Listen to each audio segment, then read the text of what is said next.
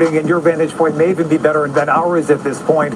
Empire Central closed at the service road. Again, folks trying to get past this scene on 35. We bailed and came here to Parkland. It is the closest trauma center to this scene, and we can expect that this is where folks will be transported.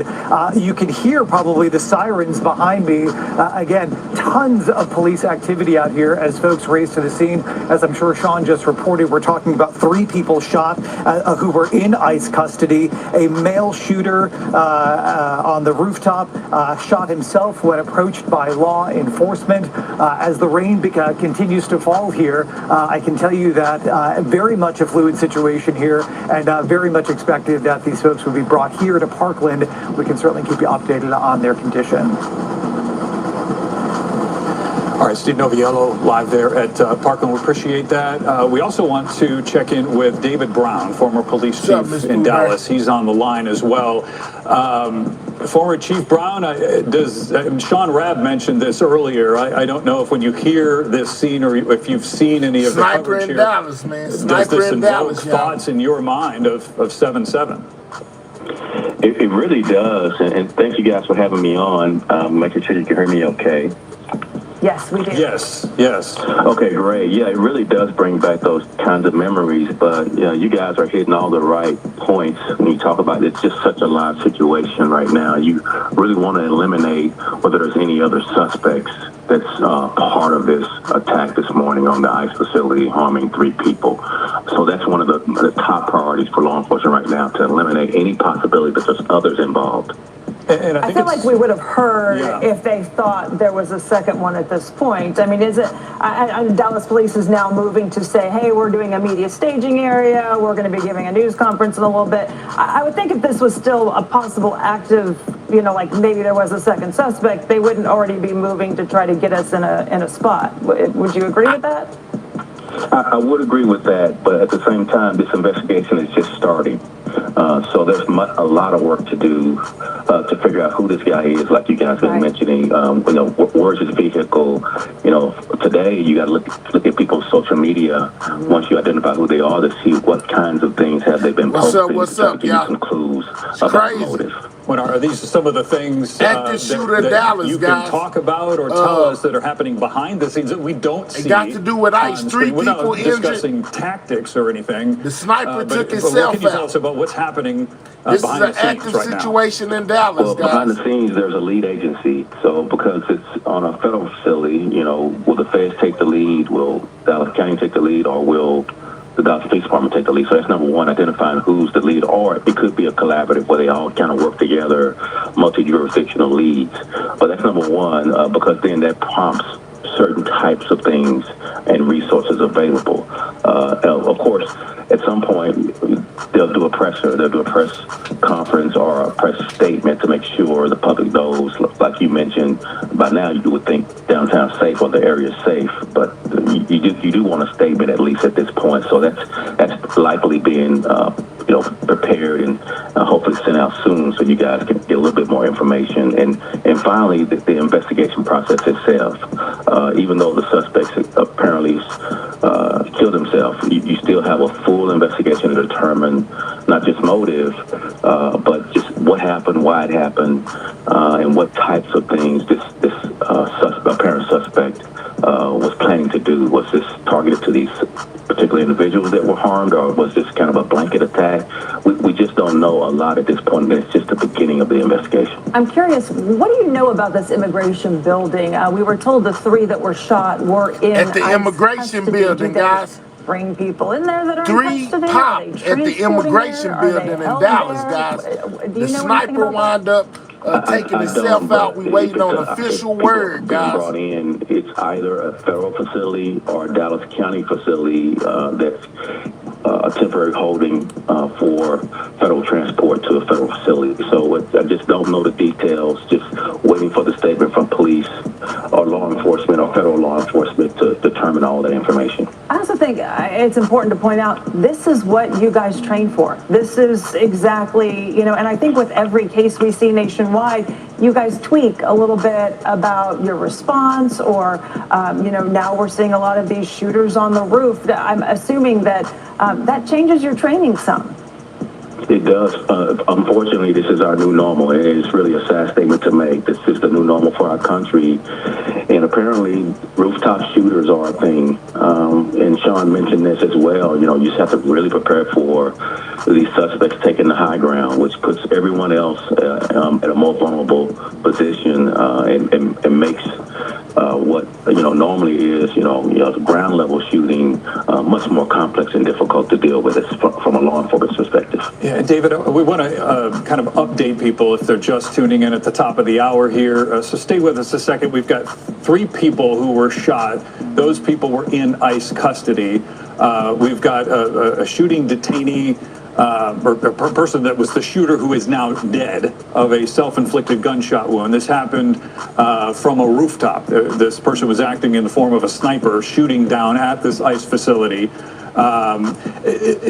David, I know that you were chief during some of these types of incidents. How do you, as chief, how do you address the community in this situation? People are afraid. They have a lot of questions. What do you say? It's the worst call you get because that's your main concern. How do you relate to the public that you've restored order? One of the things that's our priority in government, but especially policing, is to protect people. And when you have these types of incidents, it just erodes people's perceptions or sense of safety. So you really have to work hard to communicate well to restore that sense that you got things under control, that the police are in charge, that you're safe to go to work and to take your kids to school. So it is one of the most difficult calls that you get, no matter what the time, early in the morning or late at night. It's a difficult call because that prompts you to launch yourself into being an over-communicator about safety and people's perceptions and being honest and factual about what you know and being honest about what you don't know yet, but you're doing an investigation. Yeah. All right. Former police chief David Brown, we appreciate your time Dallas this morning. Sniper. Insight. We're going to check Dallas out Sniper shoots 3 unalive self at Dallas ICE facility, guys. Can you repeat that, Brandon? I'm sorry, I was just getting more information Yeah, now. we just wanted to check in with you on the traffic situation and whether or not any of that has improved or changed or gotten worse. And so thank you for repeating that. I apologize. We are getting more information on this situation. And yes, there have been some changes. Notice there are not very many vehicles on southbound I-35E moving down past Regal Row. They've actually shut down the highway here at Regal Row. But here's the problem. There are not enough personnel at this point to keep folks from getting back on the highway instead of the service road in that area. And so that's why when you see the camera shot at Empire Central, occasionally you'll see 1 or 2 vehicles go through here.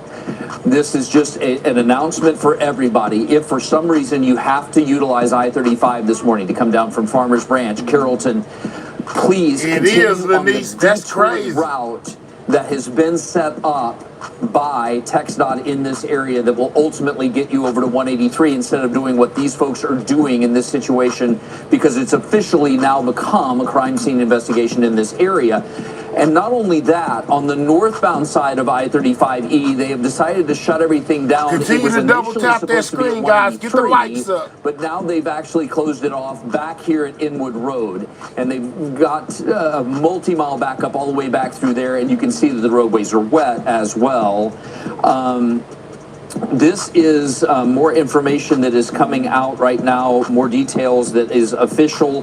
The shooter's deceased, as we've already mentioned, but there are multiple injuries and fatalities than potentially the 3 that we were initially hearing. So I just wanted to add that piece of information as that we continue to get more details that coming from Christy Nome, and that is, again, the latest there on that situation. So we're going to see these closures, guys, for the rest of the morning, possibly more than likely into the afternoon. But again, just to reiterate, northbound I-35E now officially closed at the Inwood Road interchange. That's a slight change from what you might see on some of our posts if you're watching and you're using some of our social platforms to see things. And the southbound side is still closed here at Regal Row and will stay in play, obviously, as well. Chip, I just want to confirm what you just said. You said we've been told that 3 shots, but now you're hearing that there are multiple fatalities? Yes, that is the latest coming from Kristi Noem. And while we don't know the motive yet, this is a quote. This is a quote. No, we don't know the motive yet. We know that ICE law enforcement is facing unprecedented violence, and that this is kind crazy, of thing must stop, and that there are multiple victims. So it's more than just the 3. It sounds like at this juncture. So we're still trying to gather more information. Very fluid at this juncture. Okay. We will stay on top of that. Thank you so much, Chip. We'll check back over with you shortly. We're going to go now to Shannon Murray. Shannon, where are you at? I know you were responding to the scene. You were on a different one story. They pulled you as soon as we got word of this and pulled you out of the studio here and sent you that way. Tell us where you're at, what you're seeing.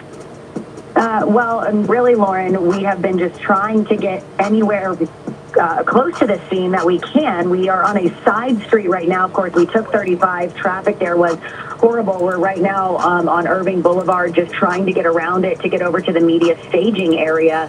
But as you can imagine, as you just heard from Chip, traffic right now is horrible. It's pretty much at a standstill on 35 in that area of Empire Central and Regal Row, and then on the side streets as well, as most people are trying to get off of the highway and get around this. We've seen multiple ambulances, SWAT vehicles from the Dallas County Sheriff's Department. We've also seen multiple Dallas police vehicles going by us with lights and sirens, also trying to get through all the traffic and going around vehicles as best they can. So we're hoping to get there and be able to give you guys a view on the ground of the scene right now. I know we've been reporting already. What we know right now confirmed is that 3 people were critically injured in this shooting near an immigration services building.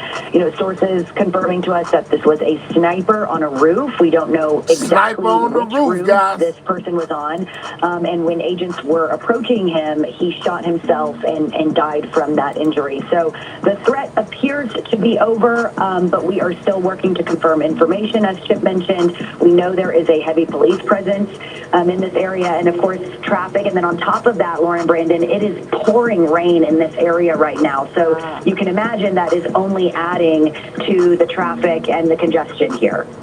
All right, yeah, the rain definitely going to be playing a factor as they try to, continue this investigation. I think what's important to point out right now is we're kind of getting conflicting information because we had confirmed that 3 people were shot.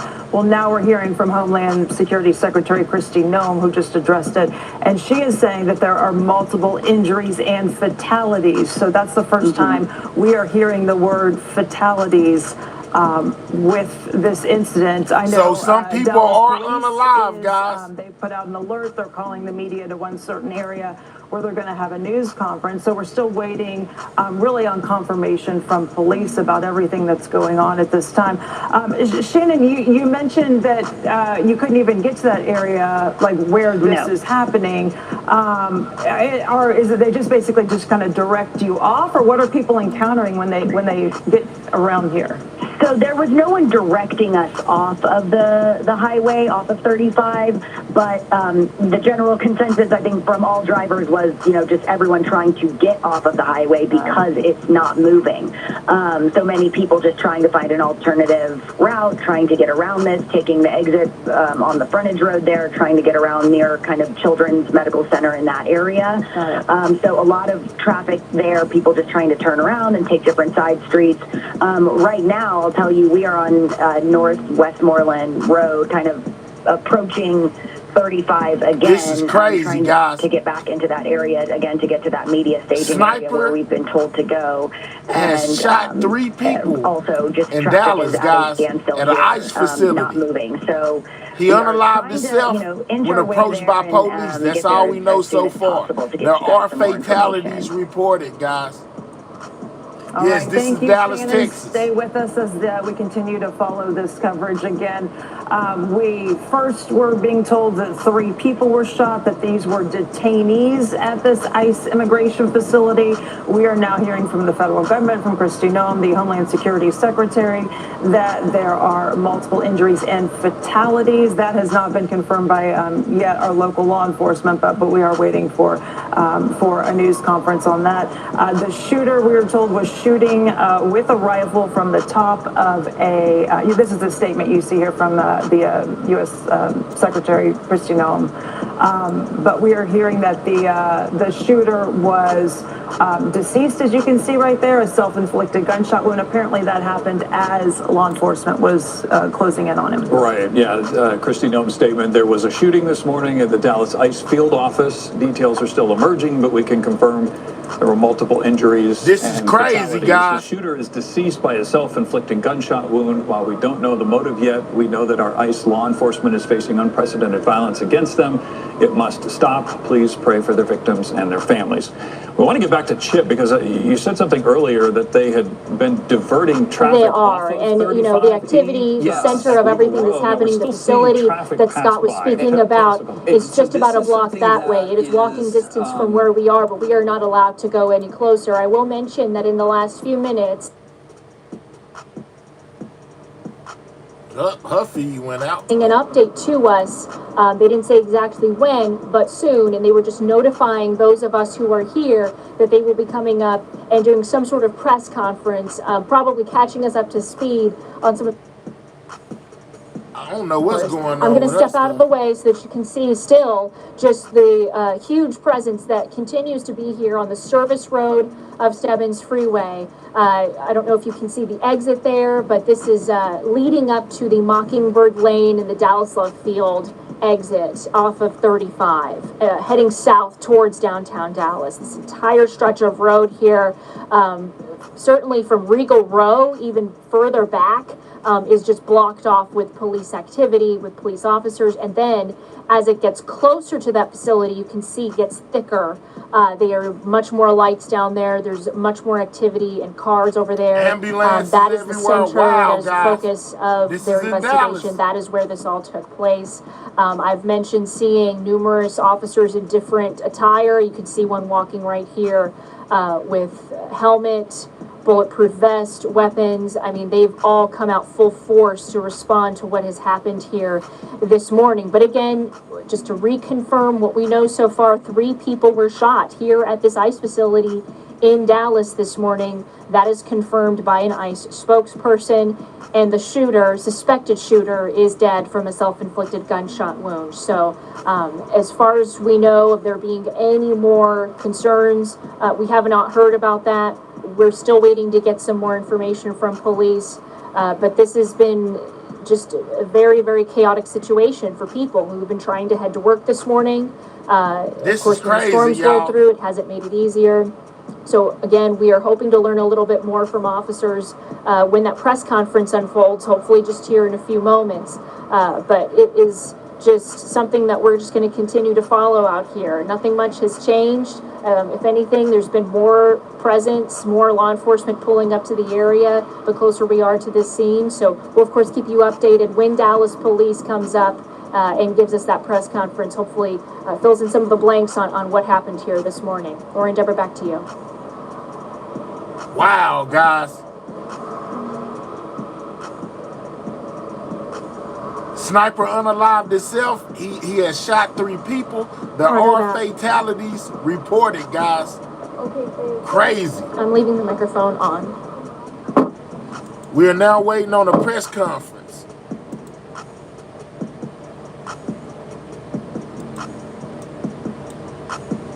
Around Regal Row and Empire Central, and we can now see more vehicles now traveling on the main lanes. For a brief time, though, and it was much later after everything had kind of calmed down, they shut the highway down. What does that tell you in terms of what officers on the scene there are trying to accomplish?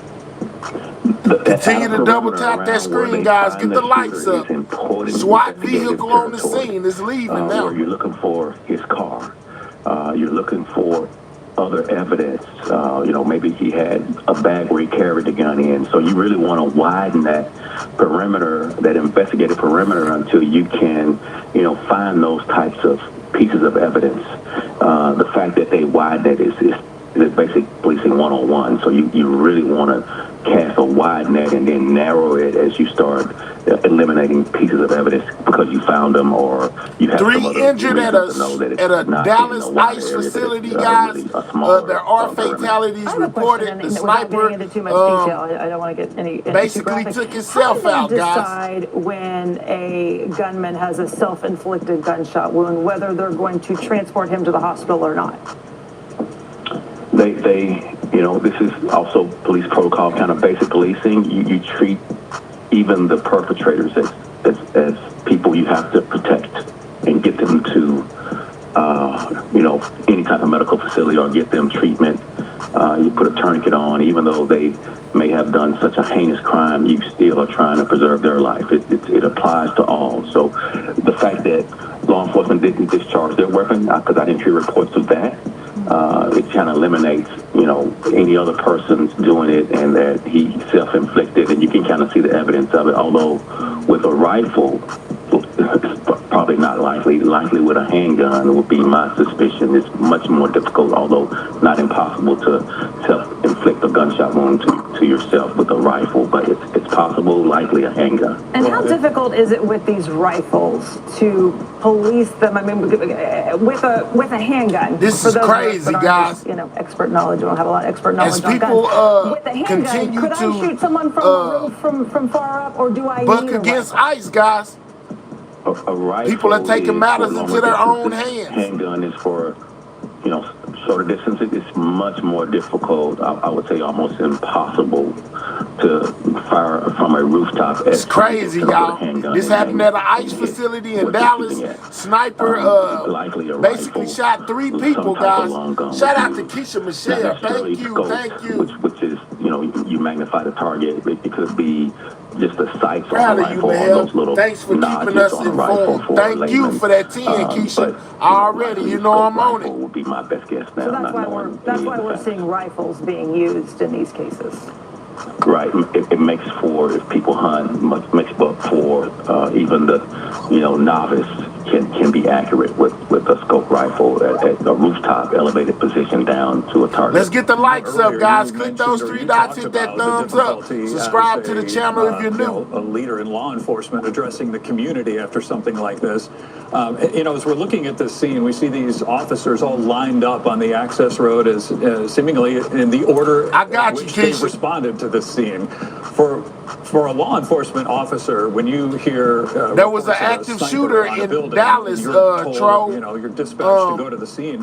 Unalive, shot 3 people. There are fatalities reported. We don't know how many people are unalive, but we know that the sniper took himself out. This happened in Dallas at an ICE facility. And bravery and really the nobility of law enforcement that they run toward bullets.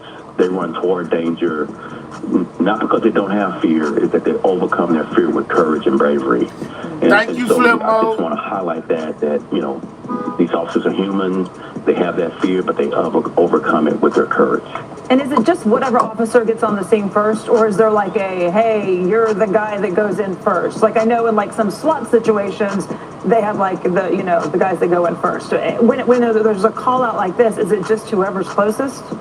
It's whoever's closest gets dispatched, but also SWAT is called as part of their response because of the rifle, because of some of the rooftop, the elevated position. So SWAT has those similar weapons to try to really defeat that suspect's advantage. But the first responding officers are regular patrol officers. We should be getting a press conference from the Dallas Police Department any second now, guys. Make the scene safe as best as possible while SWAT is arriving. All right, and we're taking a look. That information. And we can see that there's a lot of officers still there. At what point do they start releasing some of these officers? Well, right now, the scene is being transitioned to a crime scene, and officers will have posts to protect the crime scene.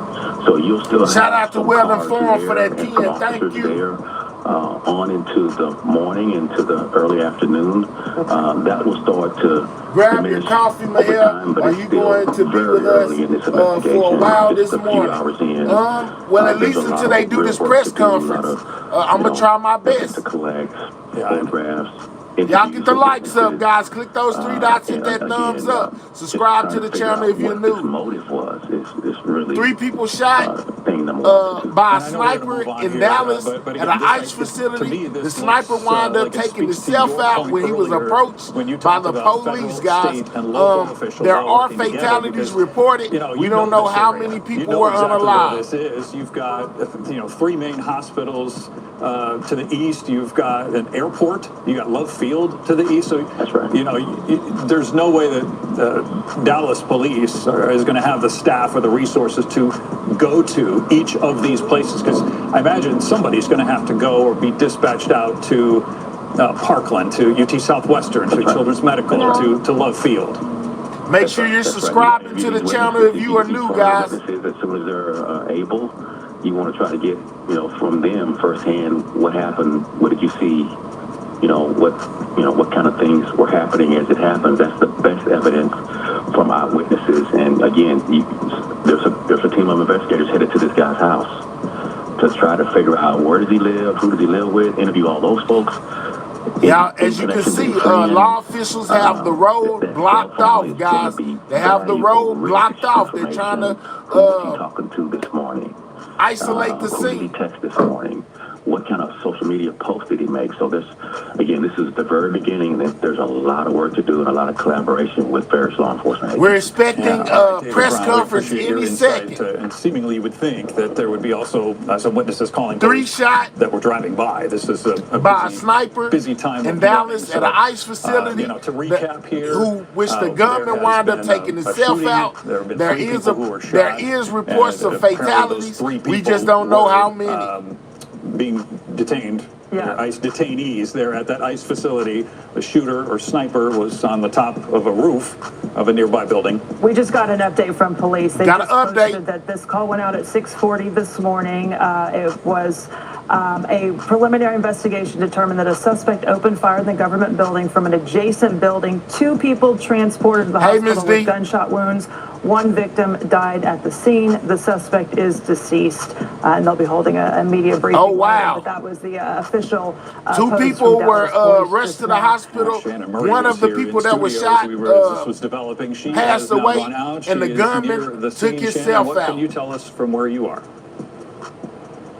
Right, and Brandon and Lauren, the last time I talked to you, we were stuck in traffic on the phone just trying to get any information we could to you guys. We finally made it over here as close to the scene as we could get at this point. You see Dallas police vehicles here with lights on, blocking this area from any through traffic. They're in the distance. I'm going to have our photographer, David, zoom in so you can see a bit of the scene there. The Immigrations and Customs Enforcement facility is on the left of those vehicles. We have seen multiple Dallas police SWAT vehicles from Dallas County Sheriff and Richardson here on scene. Some of them leaving, pulling away from the scene at this time.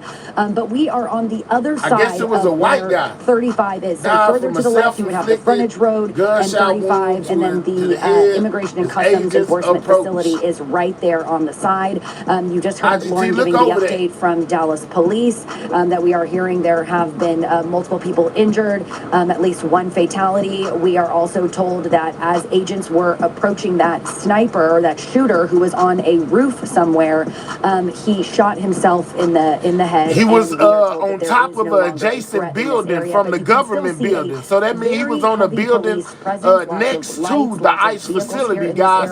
On the roof, guys. And basically, unalive 1 person, then shot 3 people, 1 unalive, and then he took out himself when he was approached by law enforcement. Into this area are not able to access any of these side streets. We see a line of cars just on the other side of us of people trying to turn around and trying to get through. They're all being directed to leave this area and that they cannot drive through here. We see, a law firm here in this area along with several other businesses here. So we will see how long this plays out. We know, of course, that area of 35 is shut down. We actually exited off of 35, and we were in that area near Empire, and there was a heavy police presence there, and they told us we had to kind of go up and turn around. We couldn't pull over in that area either, and that is where we saw heavy law enforcement presence, guys, and first responders from multiple agencies here in this area working this scene right now. Back to you. This is in Dallas, Texas, guys. Thanks. We are going to go to a phone interview right now with former FBI agent. Who did you say the name was? Kenneth Gray. Kenneth Gray. Thank you. They have the FBI on the phone, guys. Let's see what they got to say. Continue to double tap that screen. Get the likes up. Make sure you subscribe to the channel if you are new. Against an ICE facility.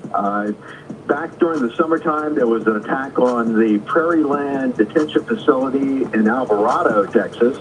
The person responsible for that, Benjamin Song, was arrested by the FBI, and he's allegedly a member of a Texas Antifa group. So I would not be surprised if this shooting, there was also Antifa connected. Okay, what as you've been watching? Sounds like the FBI, former FBI agent is trying to blame it on Antifa, guys. On yes, how this I scene am. is constructed, how it's been played out this morning. I'm off camera, so just let me know when I'm ready to step in. Traffic is now flowing on I-35E. Does that mean, or can we draw from that the threat level has been decreased? Yes, absolutely. So the emergency is over. That is that the shooter is down,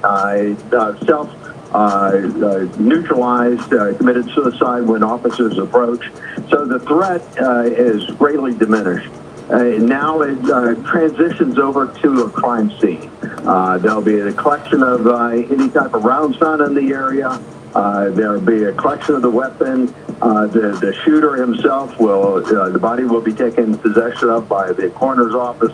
All these things will be done as if it were any other shooting there and be investigated as a. It is being reported that the sniper was a white male, guys, who unalived himself when approached by police after he had already shot 3 people. 2 were rushed to the hospital. 1 was unalived, guys. So traffic is moving there on I-35E. Right. So as you were talking to former Dallas Police Chief David Brown, you noticed that the number of vehicles moving through on the highway started to change from nothing to now something. So whatever stage they are sounds in like the investigation, they've the been able former to FBI agent is basically trying to blame Antifa, guys. One can now utilize I-35E to move through this area. So here's what it looks like southbound from Regal Road. They've actually lifted that closure completely and are allowing all lanes to get through. Similar situation in the northbound direction of I-35 around 183. This will obviously help alleviate the overall drive in this area, which has been quite miserable with a multi-mile backup in that area. So this is what it would look like currently as you move through that location. Northbound I am putting the information in the chat. Read IGT's comment as well as everything news comment. What we have so far, white male sniper. It'll obviously potentially unalived that area. At least one person on the southbound side. Unalived itself when approached by police. This all took place at an ICE facility in Dallas, Texas. Getting into that next phase of the investigation. Scene is obviously corralled, as you've been hearing from former Police Chief David Brown and some of the other folks we've been bringing in to talk with, but we still have a long way to go. ESP, that's what's being reported. It's not allegedly, it's what's being reported. We've got some information initially about the situation, obviously, that we've been divulging to you. At this point, I would plan on that southbound service road to stay closed at least past noon, 1, possibly 2 o'clock. But hopefully the main flow of traffic will start to improve now that they've reopened the highway. All right. Thank you for the update, Chip. Let us know if you see anything, any changes there. Vice President J.D. Vance just addressing this. J.D. Vance. Posting that the obsessive attack on law enforcement, particularly ICE, must stop.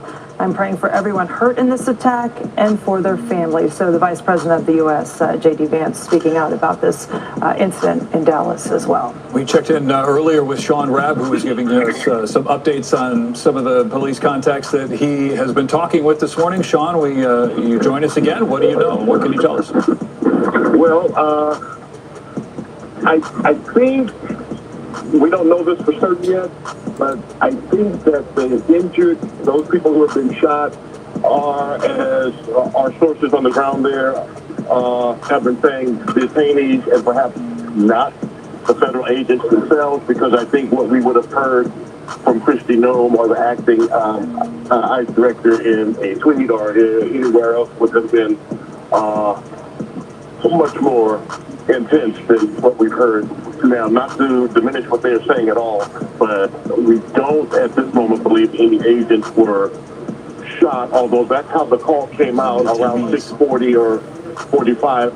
It was an officer assist call, and I'm being told by sources this was in what is be called the Sally Port area, or an area where people are brought in or out who are in detention.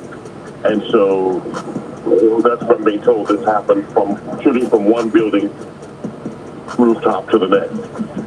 Right, and based on that information, Sean, it does seem to be a little different from some of the things that we've seen, especially in Alvarado, where you had agents who were targeted, federal agents who were the target of a shooting. In this case, it appears as though we've got detainees, ICE detainees, who were being taken into custody, who were shot. So it's ICE detainees who were taken into custody, guys, That's what it appears at the moment, and were shot as well.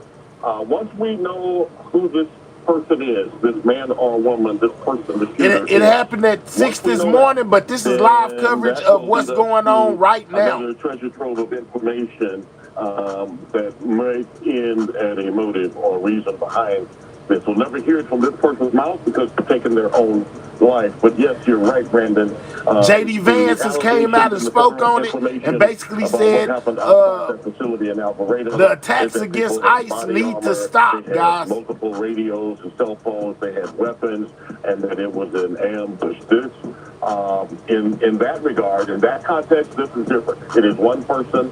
Now, whether that person was shooting at the agents or at the people they were bringing in or taking out, we don't know. But in the climate now, this is why there has to be,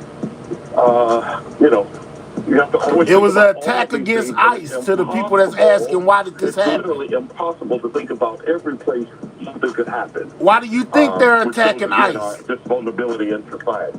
Right. You let me know, Pablo. Let's see.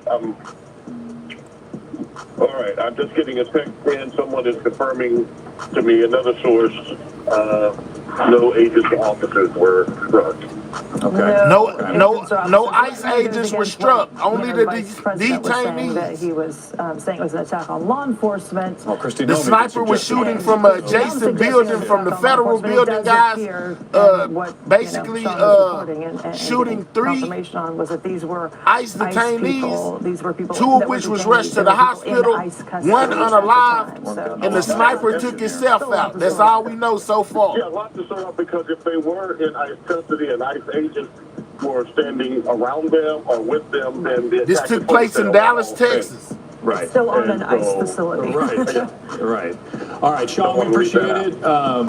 We appreciate it. We've got Shannon Murray who has been near the scene there, near the medical district, which is really not that far from this scene, right, Shannon? What are you seeing there?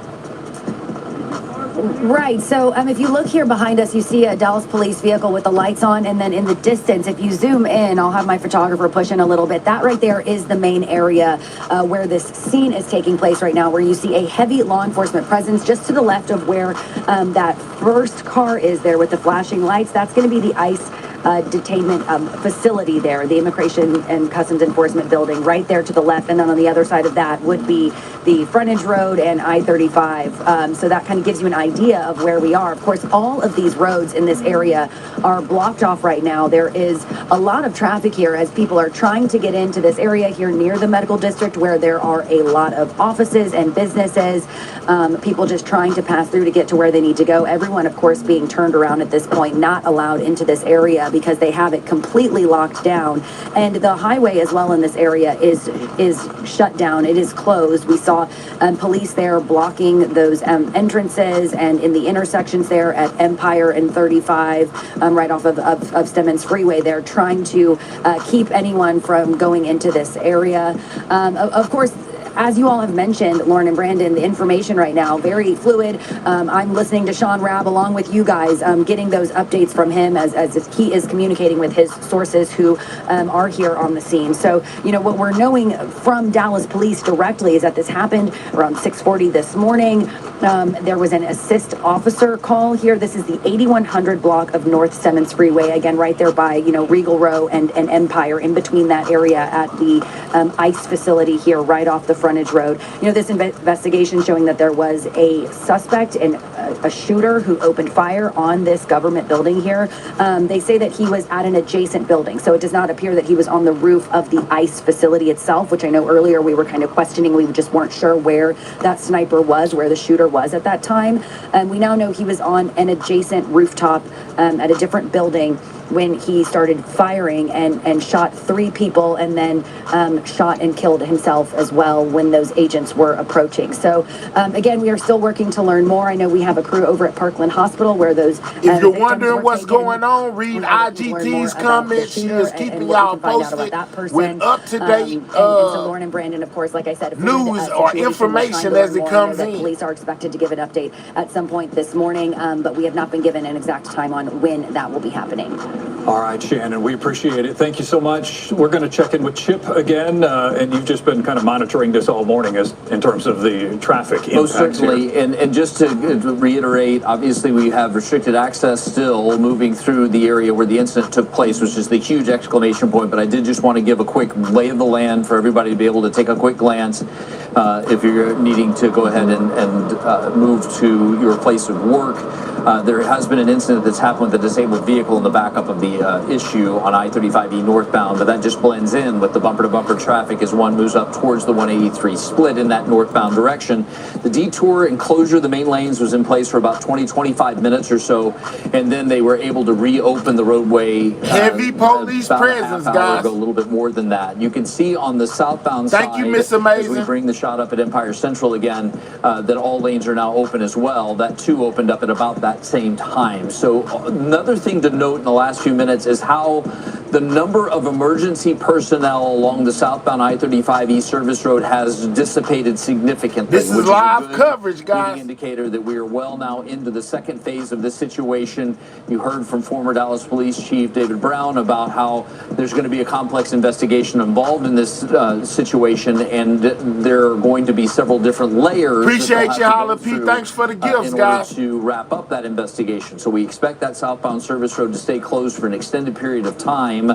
I was seeing some things that I wasn't able to vet, Lauren and Brandon, coming from Steve Noviello as far as conditions of some of those individuals that were taken to Parkland Hospital in this sniper situation, some of the victims, and it does sound like maybe that has changed unofficially.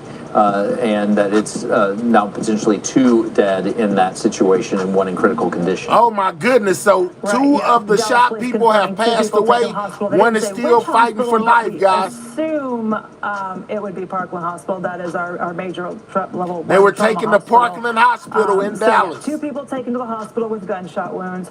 1 victim died at the scene, according to Dallas police, and the suspect is deceased. Well, we're not getting official word from Dallas police. Yeah, we're getting sources now from the FBI confirming to us that 2 have been killed. Oh my goodness. Well, that could be the suspect and the victim. Source is FBI, so we've got 2. The FBI says 2 people are unalived in this, guys. Injured, yeah, that's all no ICE agents were hurt. The gunman was firing from an adjacent building, from the federal building. Basically a sniper, guys. He was on the roof. He unalived himself when approached by police. We've got traffic now flowing on I-35E. Is this that second phase that Chip mentioned in this investigation where you kind of move on, or investigators are now looking at who is this shooter and what can we learn?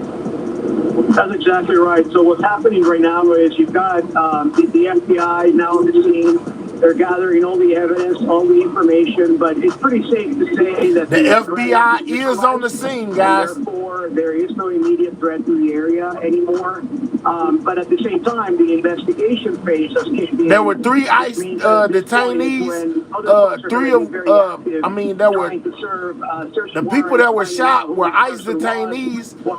3 of them were hit. 1 of them passed away. 2 of them was rushed to the hospital.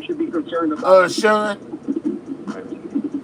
the sniper unalived himself when he was approached by police, and the sniper is reported to be a white male, guys. As we mentioned earlier, you've got state, you got local, and then you have obviously federal authorities all working together to try to figure this out. That's right. So, just imagine that this actually took place within the city limits of Dallas, right? So Dallas Police Department will be the primary unit to respond, but at the same time, it's actually taking place in a federal facility, which means that the FBI has immediate jurisdiction along the we don't know yet, infamous. All we know is he was on top of an adjacent building from the federal building, and basically he shot 3 people while he was on the roof. We don't know if he was shooting through the window or as people were walking in. We don't know yet. And I have no doubt that they're going to find out why and how this was done. This is live. This happened today, Todd. I appreciate your time this morning. And it started at like 6. That 2 people were transported to the hospital. Steve Noviello has been at Parkland this morning. In terms of what you're seeing there, what do you know so far? Let's go, Aaron. Shout out to the people that are giving information in the chat. Appreciate y'all. For official information, make sure you check out IGT's comment. She's dropping up-to-date information in the chat as it comes in. Police detectives here. I don't know if you can see behind me, but there's not really a big police presence here at all, which really tells us a couple of things that we suspected and can now confirm, that either these folks unfortunately did not survive the shooting, or they were perhaps brought somebody somewhere else. We can confirm for you now that 2 of those detainees who were shot have in fact died from their injuries. The 3rd one we're still waiting on an update for. The folks here at Parkland unable to tell us if that person was actually even brought to this facility. Again, especially when you consider the massive police presence at the scene, we would expect to see at least a portion of that mirrored here at Parkland, just because simply it's so close to the scene. We're about a mile away. There are some other facilities in the area like UT Southwestern, which are also very well equipped to handle this For up-to-date information, make sure you read IGT's comments. She is dropping information as it comes in. She's putting it in the chat for y'all to know what's going on. That information comes to us from one of our sources close to the FBI.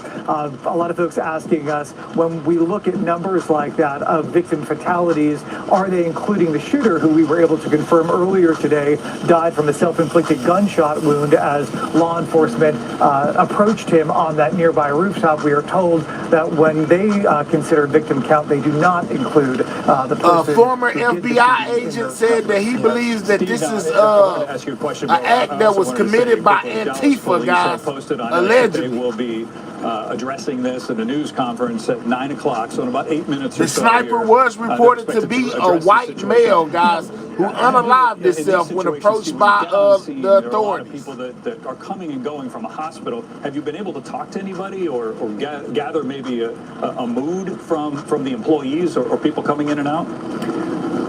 Well, I can tell you we spoke with the public information officer here at Parkland, and again, I don't know why they pointed us at the sky, guys. It's very odd in a situation like this, if this were actually an active scene, that the public information officer would even have time in his or her schedule to come over, check in with us. What can I do for you? What can I get for you? We get a different angle now. And assistance, which again tells us that this it looks like there is more media on the scene reporting on this entire situation, y'all. Had those folks not died as as a result of their injury. So the mood here is actually quite quiet, believe it or not. Had we not known about the breaking news that's happening just a mile from here, you would think it was just any other day. Yeah, but we do know one should be in the hospital right now.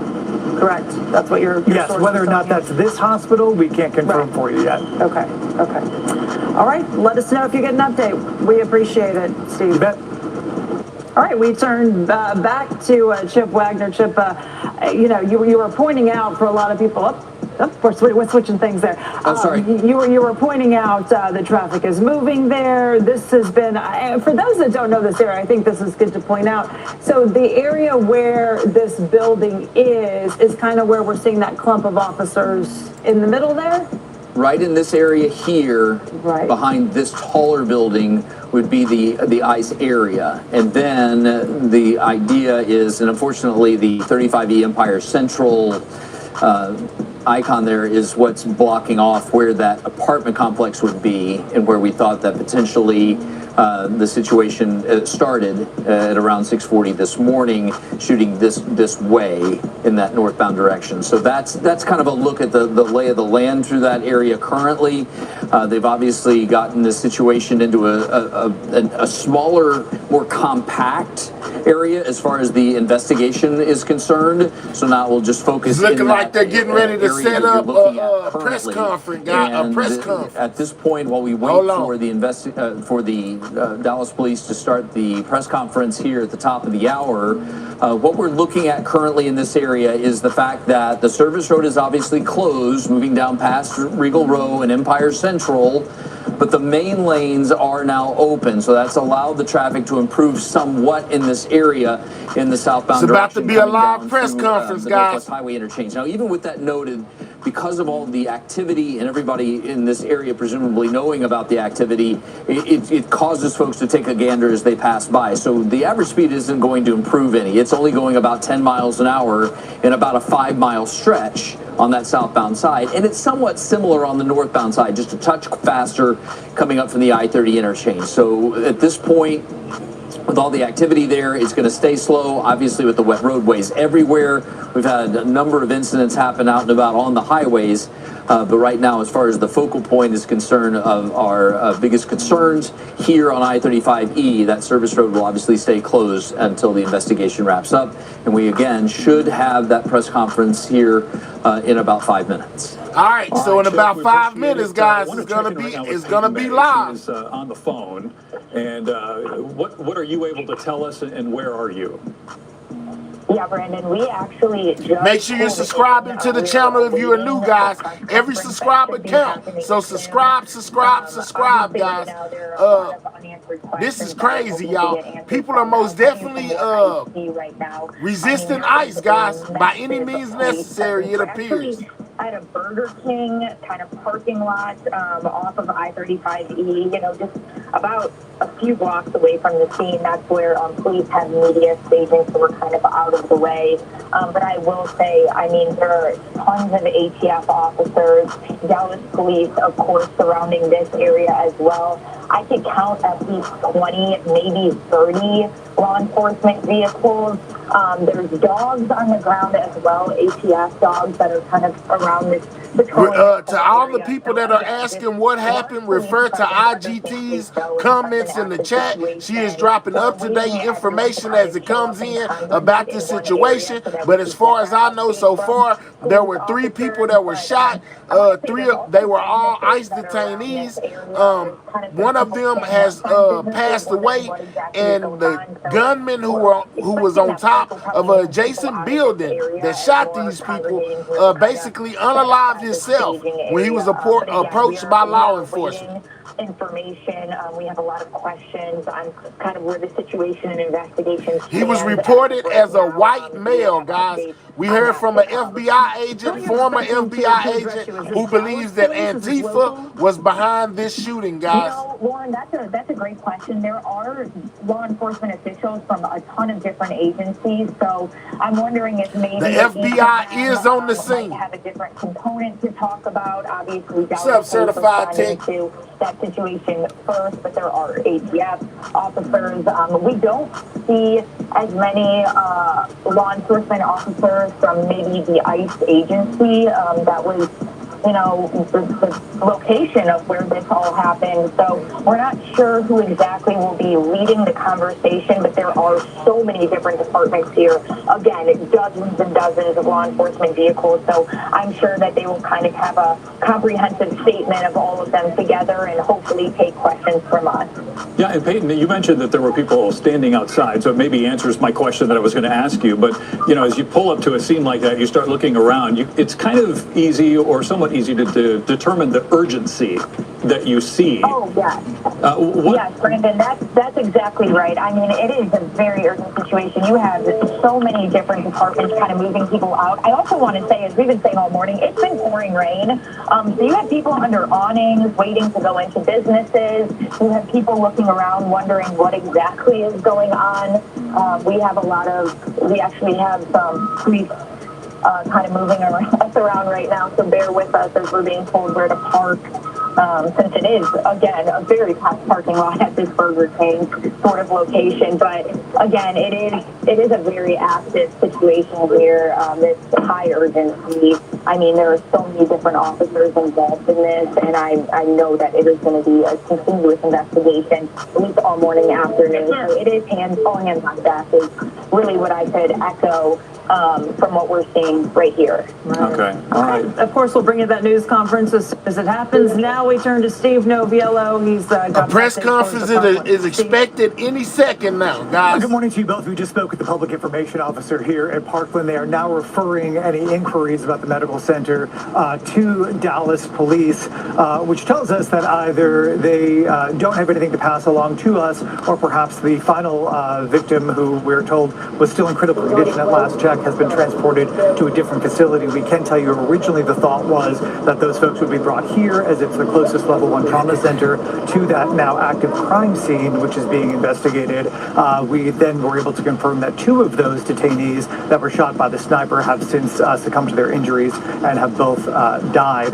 The thing. Thank you for that flip mode. I don't know if y'all caught that. Hold up. They just said 2 of the people that were shot have passed away, guys. So 2 of the people that were shot plus the gunman have passed away. 1 is still alive, guys. There were 3 people shot. To put that in perspective, what this would normally look like if this was kind of another important location for this investigation, or as the story moves forward, we would generally see police detectives showing up here. We would generally see ambulances pulling in here with lights and sirens. We haven't seen any of that. So there were 3 people that were injured, guys.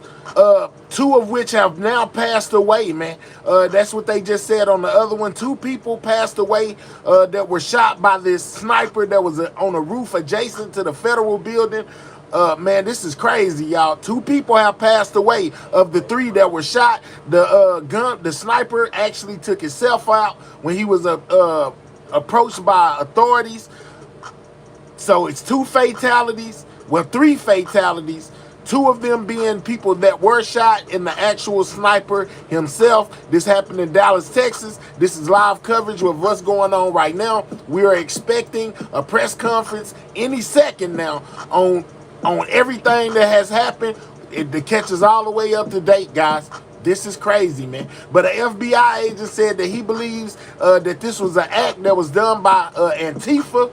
And the sniper is reportedly, was reportedly a white male, guys. Any second, they should be giving this press conference.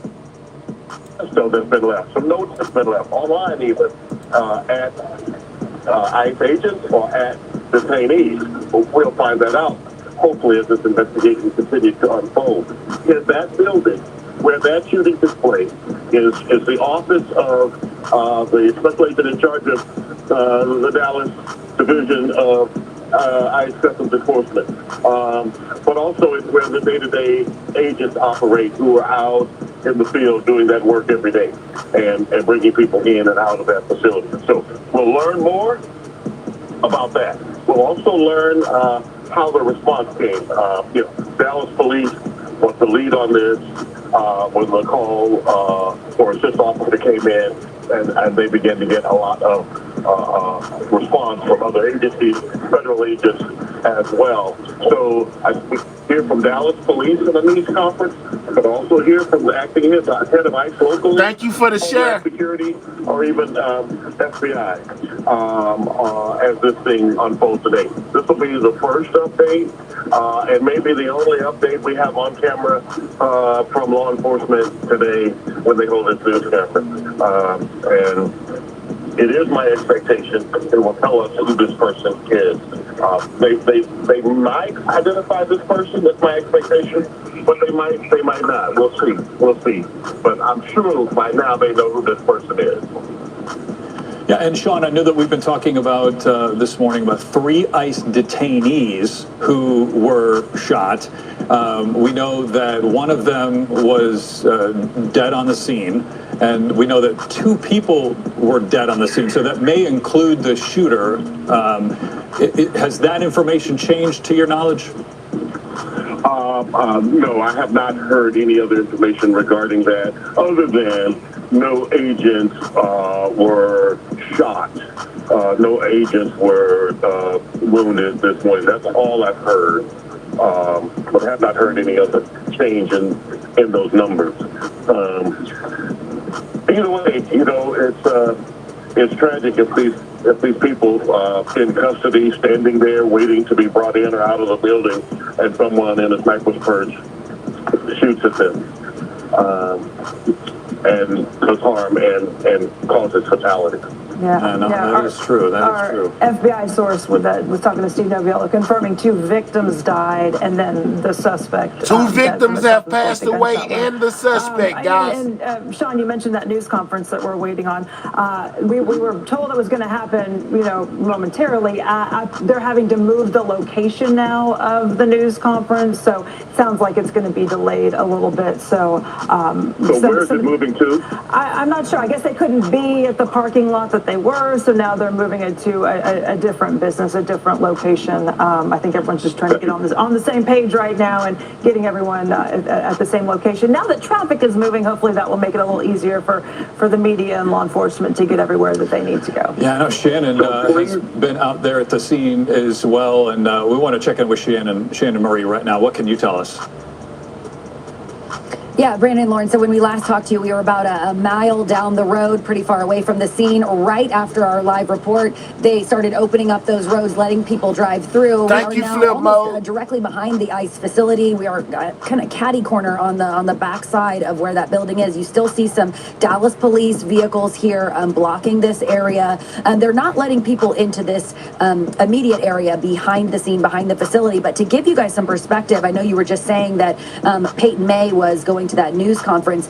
That is directly around the corner, kind of a stone's throw away from where we are standing right now, and it is extremely congested in that area. We actually tried to pull in the parking lot about the same time that Peyton was trying to pull in there, and it was very crowded, a lot of traffic. It's a very small fast food, Burger King parking lot, so not a lot of room for all of the media and law enforcement that needed to get in there. So it makes sense to me that they are moving that location right now.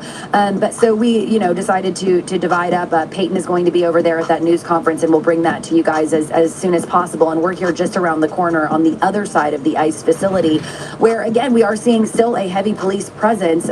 Still some people here on scene, trying to get in, being told to turn around. They're not allowed into this area. We're now hearing 3 confirmed dead, as you just mentioned, 2 victims, and also including the shooter with a self-inflicted gunshot wound. We are still waiting to learn more about these victims. We are told that they were detainees here at this ICE facility. We are told that the shooter was on a nearby rooftop building. We know there are several buildings here in this area, different. There's a law office right here, a immigration lawyer office that we're standing in Hold up real quick, at the moment. There's also a Schlotsky's nearby. There are several kind of businesses right there along Stemmons Freeway near Regal Row and Empire. In between there, if you're familiar with that area, a lot of businesses, a lot of restaurants. Hold on, right I'm there. still here. And a very heavy police presence. They're still trying Earlier to this morning, kind of he's a criminology professor at Tarleton State University. When we first talked to him about the scene unfolding in Dallas, he said, man, one of the main concerns for law enforcement right now is going to be preserving evidence, specifically with those storms rolling through. So that is probably what we've been seeing happening in the last 2 hours with Dallas police, as well as local and federal officials trying to preserve as much evidence as they can to hopefully get more answers to the question of what was the motive in this situation. Yeah, with sources also seeking more information about this shooting, in fact, happening for outside the facility with the elements that have moved in, it may sort of put a little bit of a delay on their investigation too, as well as they're trying to comb through the scene for a lot more evidence. And we know the Dallas Police Department, while they may be taking the lead on the investigation, we also know that ATF and FBI agents are on scene to assist the Dallas Police Department. We also know that reportedly, again, from multiple sources, we are hearing that law enforcement officers were not wounded in this shooting. So again, that would point to the other 3 categories of people that Todd Lyons, the acting ICE director, was talking about, whether it be employees, visitors, or detainees at that facility. Our Ken Molestina described it as a 24/7 facility that operates, yes, normal business hours, but also in the overnight hours because it is constantly housing detainees. Right, he was speaking. So 2 of the ICE detainees were unalive, guys. The element of surprise. So that's why they do. Plus the shooter. Overnight and into the early morning hours. And we're also learning that this, in fact, did happen around 6:40 or so earlier this morning. So hey, we're going to get some more information. We've got a shot that's set up in a number of crews that are at the scene and hopefully waiting for this police presser from Dallas PD to start any moment now. While we're waiting on that presser, if we can, I'd like to pull up the incidents that have happened in North Texas, specifically targeting ICE facilities. One of the situations occurred actually at this exact same ICE facility in Dallas earlier in August. There was also a facility targeted in Johnson County back in July, on July 4th. But a July 4th attack at the Prairieland detention facility centered around an injured police officer who was shot in the neck. This is how the scene was described to us. Attackers dressed in black military-style clothing opened fire outside of the Prairieland Detention Center in Alvarado on the evening of July 4th, southwest of Dallas, which federal prosecutors described as at least 11 people now being charged in connection with that attack. Then on August 25th was when there was a bomb threat outside of the same Dallas ICE office that we are now responding to a shooting at. That is crazy. That person was arrested, accused of making bomb threats outside of that Dallas field office. He claimed to have a detonator on his wrist and a bomb in his backpack. And after about an hour that day, the all clear was given, and that man was taken into custody. But you heard it from Vice President J.D. Vance earlier this morning in the post that he made on X. The quote, obsessive attack on law enforcement, particularly ICE, must stop. J.D. Vance has spoke on the situation, and their guys. families. You also heard Secretary Kristi Noem also echoing that same idea. We don't know the motive yet, but quote, we know that our ICE law enforcement is facing unprecedented violence against them. It must stop. Ken Molestina, you mentioned he has covered immigration for us for a number of years here at CBS News Texas. He is very well versed in the threats that these officers face, the threats that these detention facilities face, and he's been talking to some of his contacts within the Homeland Security Department as well as the ICE department, trying to figure out, okay, was this a targeted attack, or is ICE, is Homeland Security now ramping up security at other facilities to potentially hedge off and prevent other similar style attacks? Yeah, and if you're just now joining us, earlier or so, about an hour or so, we actually had Dr. Alex Del Carmen on the phone. He is a criminology professor at Tarleton State University, and he was telling us that we have seen an increase in a lot of these incidents happening, specifically here in the state of Texas. And what's happening is tensions are rising, as we know that a lot of these incidents are becoming a lot more common. There's a lot of scarcity, I should say. There's a lot of apprehension, and so within these communities that are being targeted right now, and so that is why we're seeing an increase in this activity. Now, still, again, we're waiting to hear a motive. We just don't know when that's going to be. So Dallas Police, again, you see the microphones positioned. This channel is neutral. We're not for or against anybody. You know what I'm saying? We just report the news. We don't worry about none of the politics involved, sir. Whoever just asked if we were pro or against, we're neutral, sir. If you're just joining us, this is happening on 35E right near Empire Central, so just to the kind of southwest corner of Dallas Love Field. I just checked traffic in that area. 183 is stopped with traffic. 35E southbound is stopped with traffic. 35E northbound out of downtown Dallas is stopped with traffic. So there is not much of a flow of traffic through this whole entire area. So if you are trying to catch maybe a flight out of Dallas Love Field this morning, they are asking you to approach the airport from the northeast corner, because again, all of those roadways to the southeast corner or southwest corner are basically clogged with commuters and folks just trying to get through this area of town. My conditions here also, as you can notably see, is just a little bit dark. Our first alert weather team is tracking the number of storms that's supposed to be passing through the Metroplex too as well. So that obviously is playing a huge factor. You can see a lot of these officials, as well as our crews, are armored up with raincoats and rain gear and things like that, because I mean, it's actively raining at this scene too as well. Yeah, again, the headline this morning, time now is 9:14. 1 dead, 2 critically injured in a shooting at Dallas ICE facility. The shooter also dead. No, it's 2 that were unalive. Of 3 ICE detainees, which were shot by a sniper who was on the roof adjacent to an ICE facility in Dallas. The sniper wound up unaliving himself as well as he was approached by police, guys. Details, including that there was a shooter positioned on an adjacent building that targeted a Sally Port area of that government building. And then we're also confirming through multiple sources that this was not law enforcement officials that were shot and wounded, that it was likely other individuals that were on that property. Again, Todd Lyons, the acting ICE director, saying that it could be 3 different groups of people. It could be employees, it could be visitors, people going to visit detainees, or it could be detainees themselves. Yeah, and unfortunately in these situations, 3 victims is more than enough. Unfortunately, the suspected shooter obviously, died from a self-inflicted gunshot wound and was unable to injure any others in this case, which in this case is a good thing. Yeah, we also, if we can we switch to showing the tech.cam on 35E at Empire Central, because I think it paints a pretty good picture of that flow of traffic through the area. It is very sluggish right now. To all my moderators, make sure you get your work shirt. Your work shirt is a membership. All moderators must have a work shirt on this channel. Right there at Empire Central, you're seeing not only the police presence, but also the other local officials there and the local media response as well. So not only is the service road shut down, but they've also got the on-ramps and off-ramps from Empire Central all the way up to Regal Row also shut down this morning.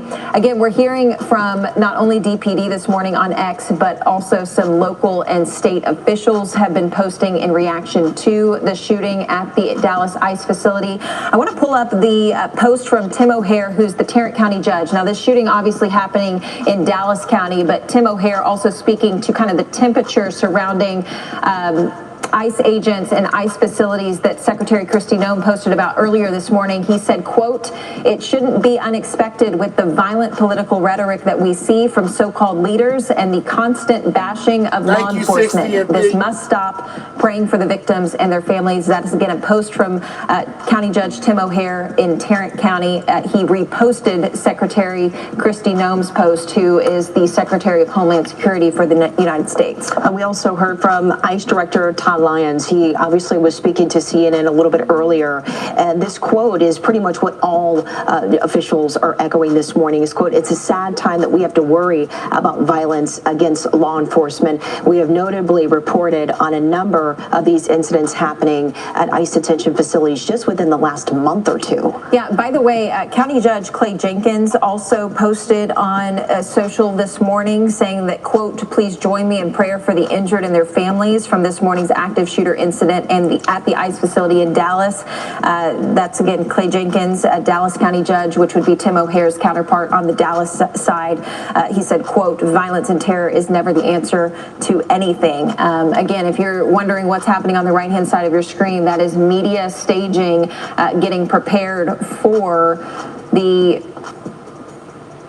the press conference hopefully coming from Dallas Police here in the next few minutes. It was originally scheduled for 9 o'clock. Our Lacey Beasley, who is at that scene, telling us that they are just waiting right now on the Dallas mayor to arrive on scene to also address the media. And she's also told us that she's hoping to hear from, we're all hoping to hear from Police Chief Daniel Como. He's recently been on the job a few months or so now, and like we were just mentioning, a number of these incidents have happened at ICE detention facilities just within the last few months. Yeah, so to give you a little perspective on Dallas Police Chief Daniel Como, he has been in law enforcement for 33 years. He is certainly no stranger to these types of situations, these violent crimes.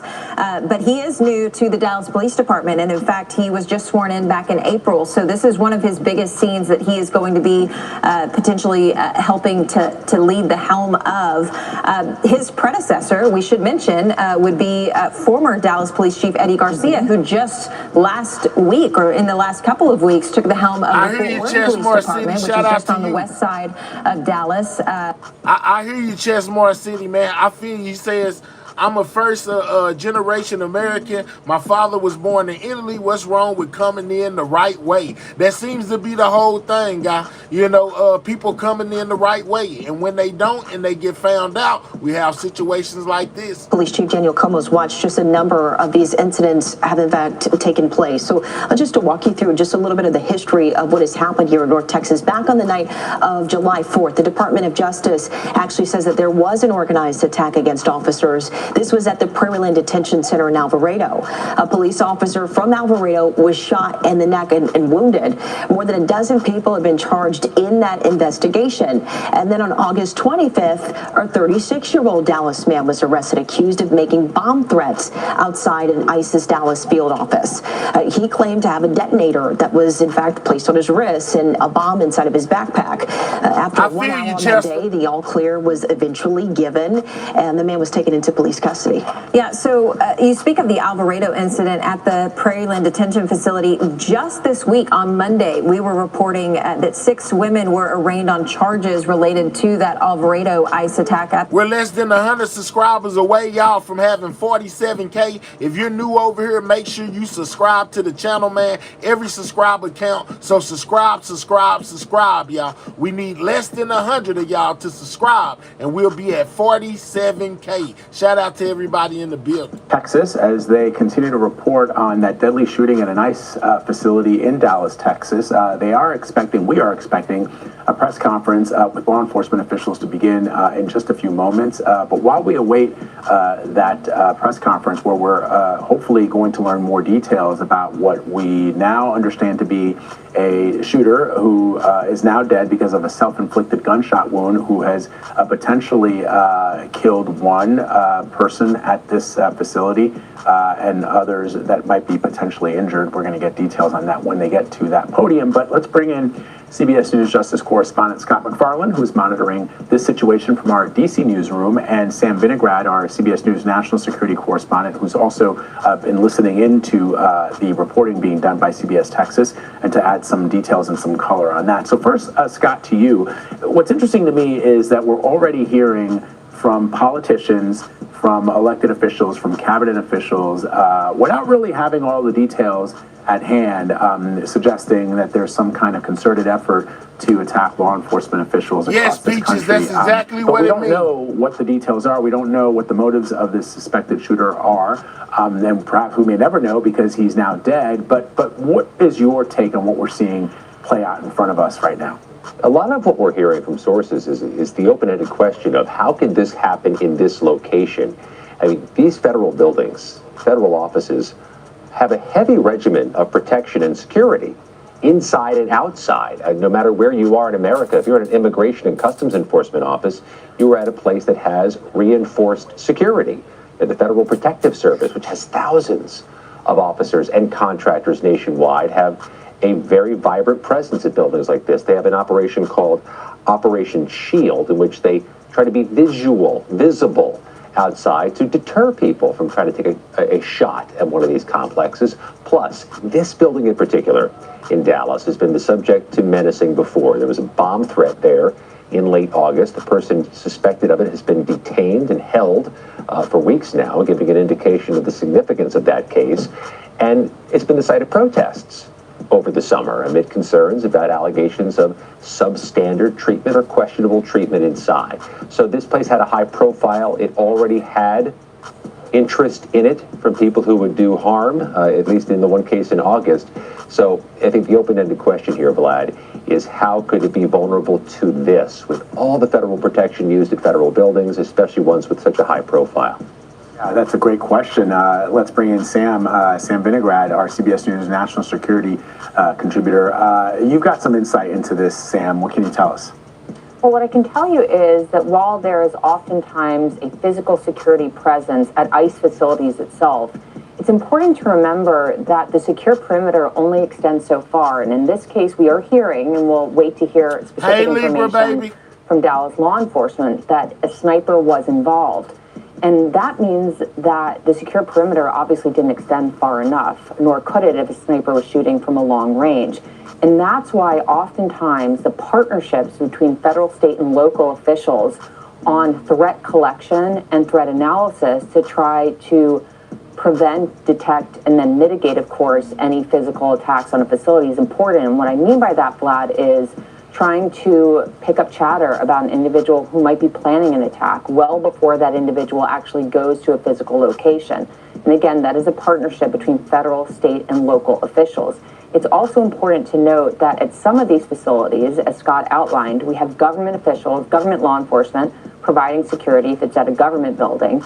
If it's at a contracted facility, private security is involved. In the aftermath of this event, it is likely that ICE facilities across the country are looking at whether and how to increase their physical security presence, and then to double down again on intelligence collection on any threats that might be out there. And Scott, going back to what we were talking about earlier, which is the reaction that we've had so far from the Secretary of Homeland Security, even the Vice President of the United States has already weighed in. What has been, to your understanding, here's the tweet from Secretary Noem, details are still emerging, but we can confirm there were multiple injuries and fatalities. While we don't know a motive yet, we know that and I think she goes on to say that our law enforcement and our ICE federal agents have been targeted, and there's been unprecedented violence against them. So break this statement down for me from Secretary Noem. Yeah, the Secretary giving as best an update as she can. I think the local law enforcement were probably the most immediate responders, along with the federal agents at the building itself. So that news conference is going to be weight-bearing when we hear from them shortly. I can tell you, though, just having covered the federal government for a couple decades here in Washington, this has been a chronic concern. The security of federal buildings, the vulnerability of federal buildings to the types of attacks you can think of and the types of attacks you don't think of. There was a congressional hearing, I think, last summer, in which they listed all of the breaches and attacks on federal complexes and try to dig into where are we not thinking? Or what are we not thinking of, and where are we not protecting? Are we providing enough resources? Is there enough money? Do we have enough officers to do the type of protective duties we need them to do? This is going to raise those concerns further.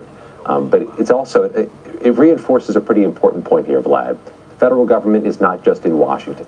There are hundreds, if not thousands, of office complexes across the country. Every state, almost every county has a federal office somewhere in it. There's a lot to protect. We are now awaiting a press conference, guys. Indeed. Any second now. Thank you, Scott, for jumping in front of the camera. Sam Vinograd, always great to have your expert analysis. We'll check in with you a little bit later. Once we get, as you mentioned, Scott, the details from those law enforcement officials who are on the ground. We are expecting a press conference at any moment there. You see a live picture coming into us from Dallas, Texas, where the mics have been set up for police and other officials to let us know exactly what has happened. But in the meantime, let's go back to CBS News Texas for the very latest. Police Department. We're also hoping that we will hear from Police Chief Daniel Como. We've got a number of crews that are there at the scene, Lacey Beasley, as well as J.D. Miles, and then we've got as well Steve Pickett that is at Parkland Hospital too as well. Yeah, if we can, I just noticed that the Fort Worth Police Department just posted on X, if we can pull up their account, just a few moments ago I was telling you that Chief Eddie Garcia took the helm of the Fort Worth Police Department just weeks ago, but he previously led the Dallas Police Department before Daniel Como took over. So I want to read, if we can, the post from the Fort Worth Police Department. It says, quote, "The violence that occurred in Dallas, Texas this morning all you is have to uncalled do is for. read the screen. Moments like this are deeply disturbing as it creates more division in our community at a time when the focus needs to be on how we can come together.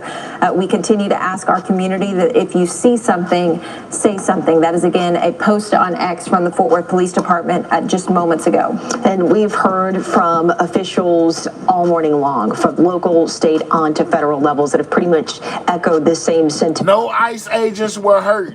2 ICE detainees were unalive. 1 is still in the hospital. The gunman basically took himself out the game. He was on top of an adjacent building from the ICE facility where he opened fire on those detainees and basically unalived 2 of them, guys. The sniper is reported to be a white male, guys. One of the former FBI agents said that he believes that Antifa is connected to all of this. Currently at these ICE facilities and the history of ICE incidents in North Texas, and how does that play into how they're responding to this scene today? Yeah, it's important to point out, Madison, that for some time now, ever since the new administration began sort of this aggressive approach to deporting immigrants who are in the country illegally, there has been heightened concern, not just for the safety of the ICE agents that are out. If you're not subscribed to this channel, make sure you subscribe, guys. We need 50 more subscribers to hit 47K. Everybody subscribe. Every subscriber counts, man. So subscribe to the channel. Field office in Dallas. So the concern has been there for a while. Folks, proponents of the work that ICE has been doing, as well as ICE officials themselves, have been warning about increased attacks, increased aggression towards ICE. That's when we began seeing the ICE agents covering their faces. There were reports of ICE agents being doxxed as well. And of course, now what we're seeing is, events involving. Jonathan, all you have to do is read the screen. If you can read, you can see what happened. Read the screen. It says it right there on the screen. What happened? My sources within ICE tell me that a lot of times these things happen and they get foiled quickly and they never make the headline. These things never happen and they just kind of go about their business. But unfortunately, there are times that... No, not 2 detainees took out ICE agents. No, they did not take out. No ICE agents were injured. A sniper took out 3 people that were detained by ICE. 2 of them passed away. 1 of them is in the hospital in critical condition. The gunman, the sniper, actually took himself out when he was approached by authorities, guys. So 2 detainees were unalived by a sniper, and the detainees were in ICE custody. You know that there are other offices nearby, so you start thinking, well, who could it have been? Who could it have been that was shot? So we're working to confirm all of that. We know that there's information out there suggesting that it was a particular group that was shot, that were hurt, particular classification. But we, CBS News Texas, right now, as of this moment, I cannot confirm that for you because ICE agents tell me that they're working to finalize that and confirm that themselves. As soon as we get that information, we will, of course, get it to you. I know that there's a news conference that is expected to take place here at any moment, and I'm hoping we're going to get more clarification to those points. But again, Madison, your original question, you were talking about the temperature. You were talking about the rhetoric. Certainly right now, extremely heightened, unlike anything that we have seen before in this country. As far as aggression towards federal law enforcement, but again, we'll have to wait to see who in fact it was that was shot, because this is one of those conversations, one of those debates that, while obviously this is not okay under any circumstances whatsoever, absolutely, this can happen anywhere. That conversation might pivot. It might change as well. But in either event, an unspeakable event is right now taking place. It's still unfolding. The investigators right now, what I'm being told from ICE, is they're in the very, very, very early stages of trying to figure out who this shooter was, their identity, trying to figure out any possible motives, and so on and so forth.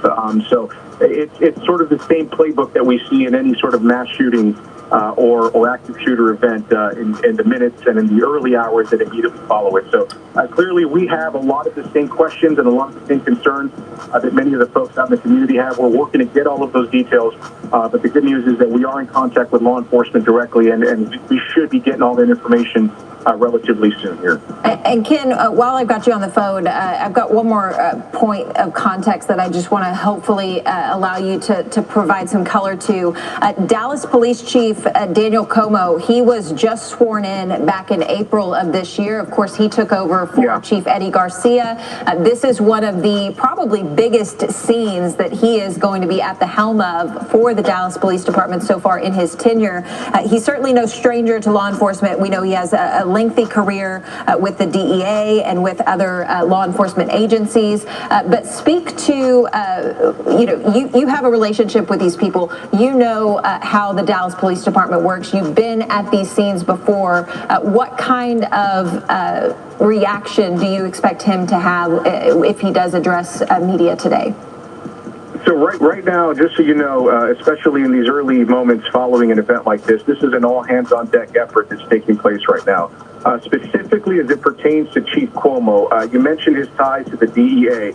He was the acting, he was the supervisory field agent for the Houston office for the DEA. So this is a man that understands how to work with federal law enforcement hand in hand. This is somebody who, although he did not work for ICE, understands the workings of federal law enforcement and in their investigation. So what I'm expecting is that he is going to lean into that experience that he has.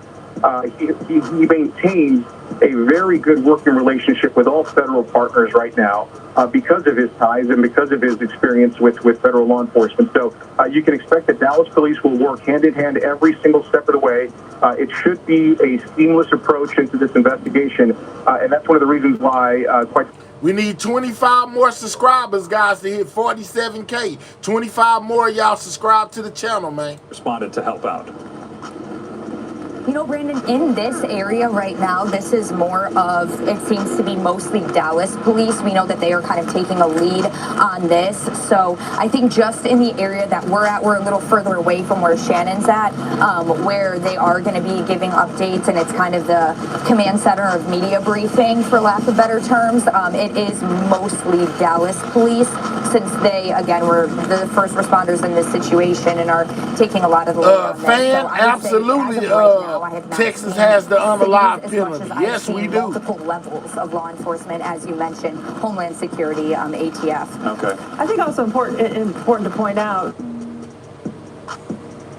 we have incidents that happen, and we cover local, and but this now definitely getting national attention. We've had several different people of the Trump administration that have been talking about this incident this morning. So not only will Triple D, the stations in this area, in this market, in the city, but nationally as well. Yeah. On that local level, though, Chip has been watching the traffic this morning and how all that is playing out. What do you know now? We ain't worried about the traffic, guy. Frankly, so many people are confident that we're going to start as well, Madison. We know what people are asking, and we're out here trying to be the vehicle to get those answers to those questions as well. Right, and Ken, making conclusions is certainly not something that we ever want to do. I know that you have a lot of contacts there within the ICE, detention facility department and things like that. You just tell us, do they have any leads with what possibly the motive may have been in this particular case? No, at this point, no. It's too early. I talked to several folks within ICE this morning. There are plenty of assumptions that are being made, but in law enforcement, we know that part of the work that they do, they have to check out these I guess, rumors, if you will.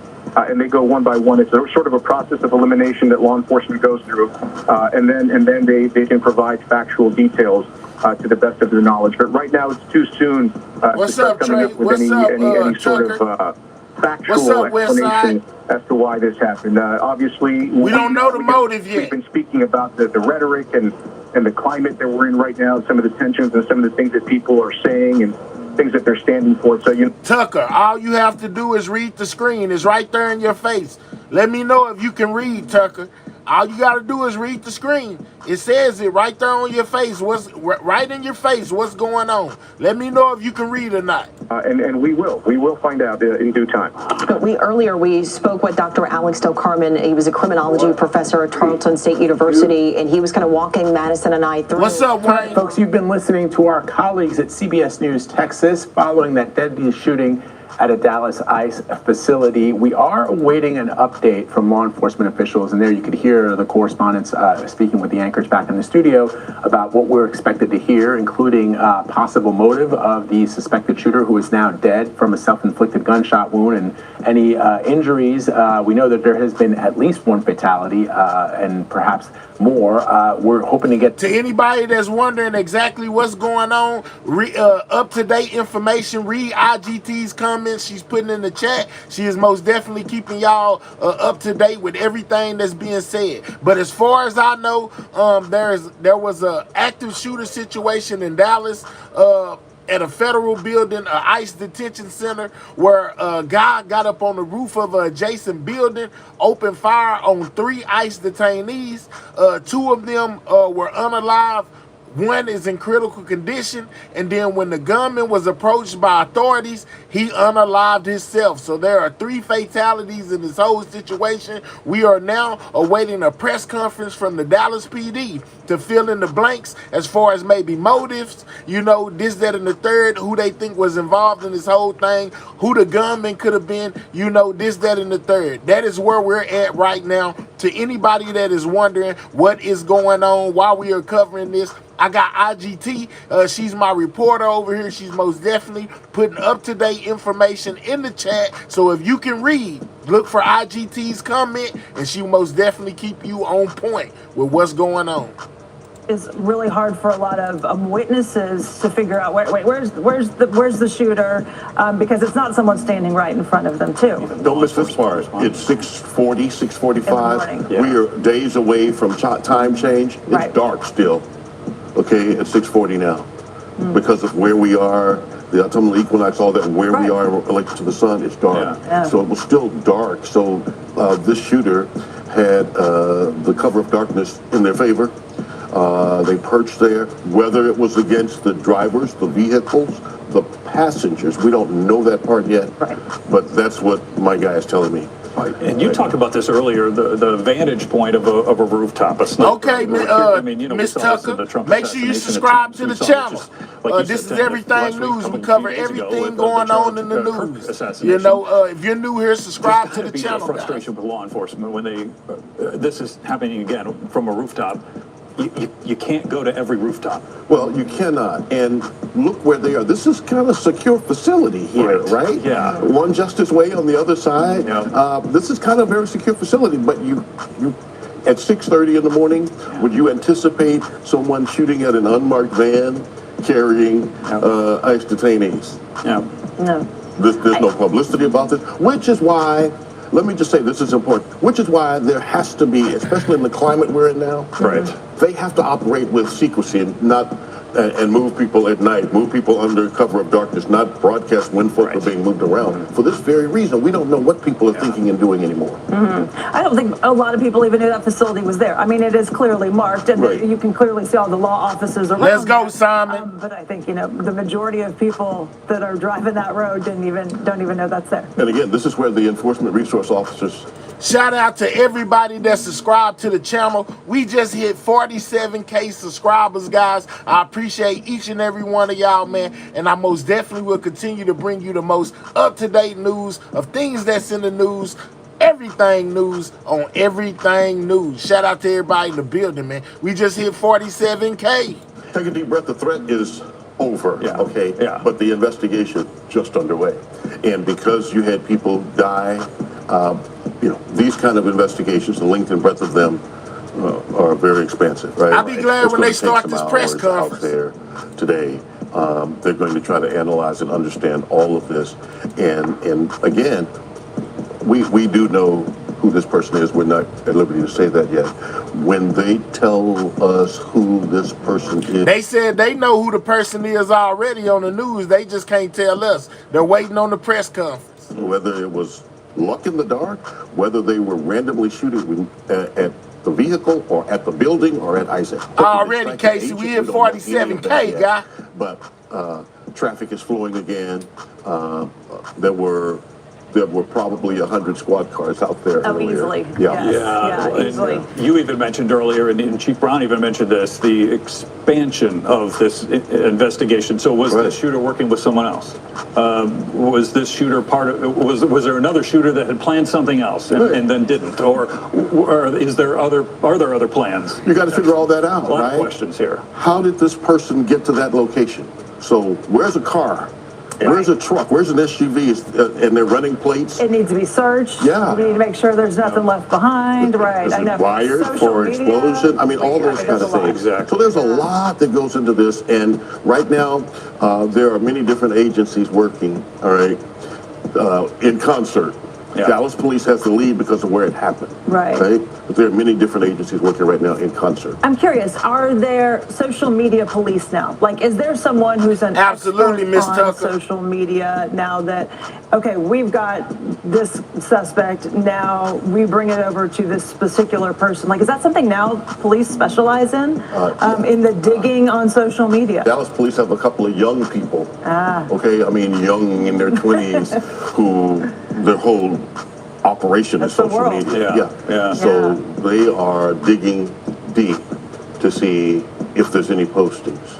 Okay. And, you know, this could be a person who... This is in Dallas, Texas. Or who did not, you know, based on what we find out about them. And to your point earlier, you were talking about the on-the-ground investigation. That's probably why we're seeing maybe police dogs. I think it was either Shannon or Peyton had mentioned it, and all of the things that Peyton was mentioning, they're seeing some police dogs, so that would be why, But right? you have to think about all of them. There have been cases where vehicles have been wired, booby-trapped, right? So houses have been moved. So all of that has to be considered, because now you don't want officers and agents and investigators who are doing that work to stumble on something that takes harm to them. I'm curious, have you heard about another scene, like where this person might live, or have you heard about another scene right now that police might be at? So as I mentioned earlier to you, once they know who he is, then they'll know where he's from.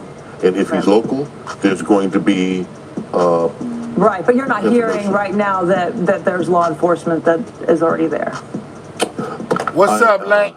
Not I can yet. tell you that if he's local, they're going to be at that address as quickly as they can. As quickly as possible, you know. Yeah. And this is sad. Chief Brown even talked about just the law enforcement end of this, or even just as a police chief, law enforcement leaders, they have to explain this to the community, and this is tough.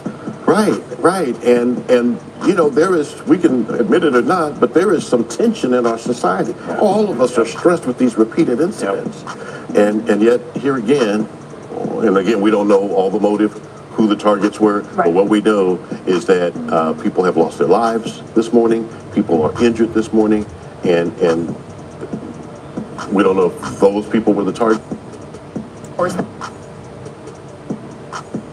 And look behind me here. I mean, this is just, blocking off this parking lot of the Burger King. There's at least 4 or 5 law enforcement vehicles, and that is literally just one side of this parking lot. There's multiple different entrances here as police are waiting to give us an update. We are hoping to see the mayor at some point soon. I can't say whether or not that's going to happen any quicker, but I will say that there is just such a large law enforcement presence here. I mean, as I'm standing here, just within a 5-10 foot radius, I see Dallas Marshals, Dallas Police, Homeland Security, ATF. They got Homeland Security out there. I saw ATF dogs kind of sniffing around this area too. It is a very active scene.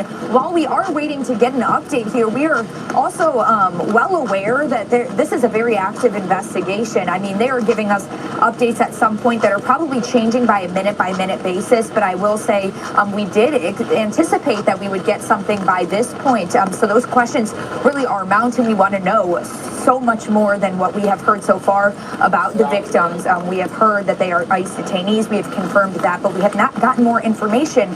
Other than that, we know that 2 of those victims unfortunately died. 1 victim still in the hospital. We know that the shooting suspect did die of a self-inflicted gunshot wound, but other than that, that information that we have really been portraying to you, we do not have any other updates, and we were hoping at some point that earlier that we would get something else, but I will say that this is really all hands on deck. I mean, there are law enforcement officers all around this area. We are in, a business area. There's a FedEx office across the street from me, a Burger King. I will say there are a few businesses that customers are waiting outside. It's pouring rain, so a lot of the law enforcement officers are kind of standing under some of the awnings in this area, just standing around. This is crazy, guys. That update as we are as well. 2 ICE detainees unalive in Dallas, Texas by a sniper, guys. There are so many different law enforcement agencies, organizations here that I'm sure that there will be other people chiming in as this investigation is so widespread and has a lot of eyes on it right now. Back to you. Thank you very much. I want to talk with Hannah Battah, who is here this morning. And I know earlier this morning, members of the Trump administration had issued statements through social media, and you've been kind of tracking some of that. What have you learned? Well, you guys, I have to say, it's not just at the federal level. I know we've been talking all morning long about how this investigation really spans several different law enforcement agencies at the federal, local. We've even heard county judges speaking out about this. And that investigation is also mirroring what we're hearing from authorities and how they say that this is all being handled. Let me make sure I get my microphone on here. Okay, here, I'll just repeat myself really quickly. What I wanted to say to you guys is we've talked a lot this morning about how this investigation has spanned several different enforcement agencies, including at the federal, local level. We've also heard several lawmakers at those different levels speaking out about this. So we want to get to a few statements that we've been seeing this morning. The first one coming from Senator Ted Cruz. He said, quote, "My team and I are closely monitoring the situation at the ICE detention facility in Dallas. We are praying for the swift recovery of those injured, and we are deeply grateful to those brave first responders who rushed to the scene." We also heard from Senator John Cornyn. I know you guys reported this earlier, but this brings about another point that I wanted to speak with you guys about. He said, horrific. While law enforcement investigates, I am keeping everyone impacted in my prayers. He says, he also mentioned that his staff has been in touch with those first responders. Again, he said thank you to everyone who rushed to the scene. And as you mentioned, Brandon, Vice President J.D. Vance also tweeted the obsessive attack on law enforcement, particularly ICE, must stop. Of course, now we know that the victims involved in this situation are ICE detainees, not law enforcement at this point, to our knowledge. But of course, this investigation remains ongoing. I bring this about to show you several of the other responses that we've been seeing have mirrored what the Vice President has said. We also saw similar responses saying, hey, this attack on law enforcement in particular needs to stop.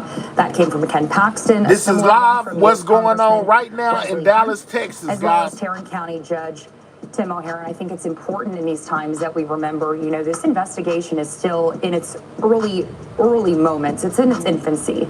It's going to take law enforcement days, weeks to comb through the shooter's social media pages to figure out that motive and to figure out, even though we know the detainees are who were shot, perhaps it was supposed to be an attack on ICE and maybe it was a misfire, but there was a very real chance that the shooter was aiming for immigrants.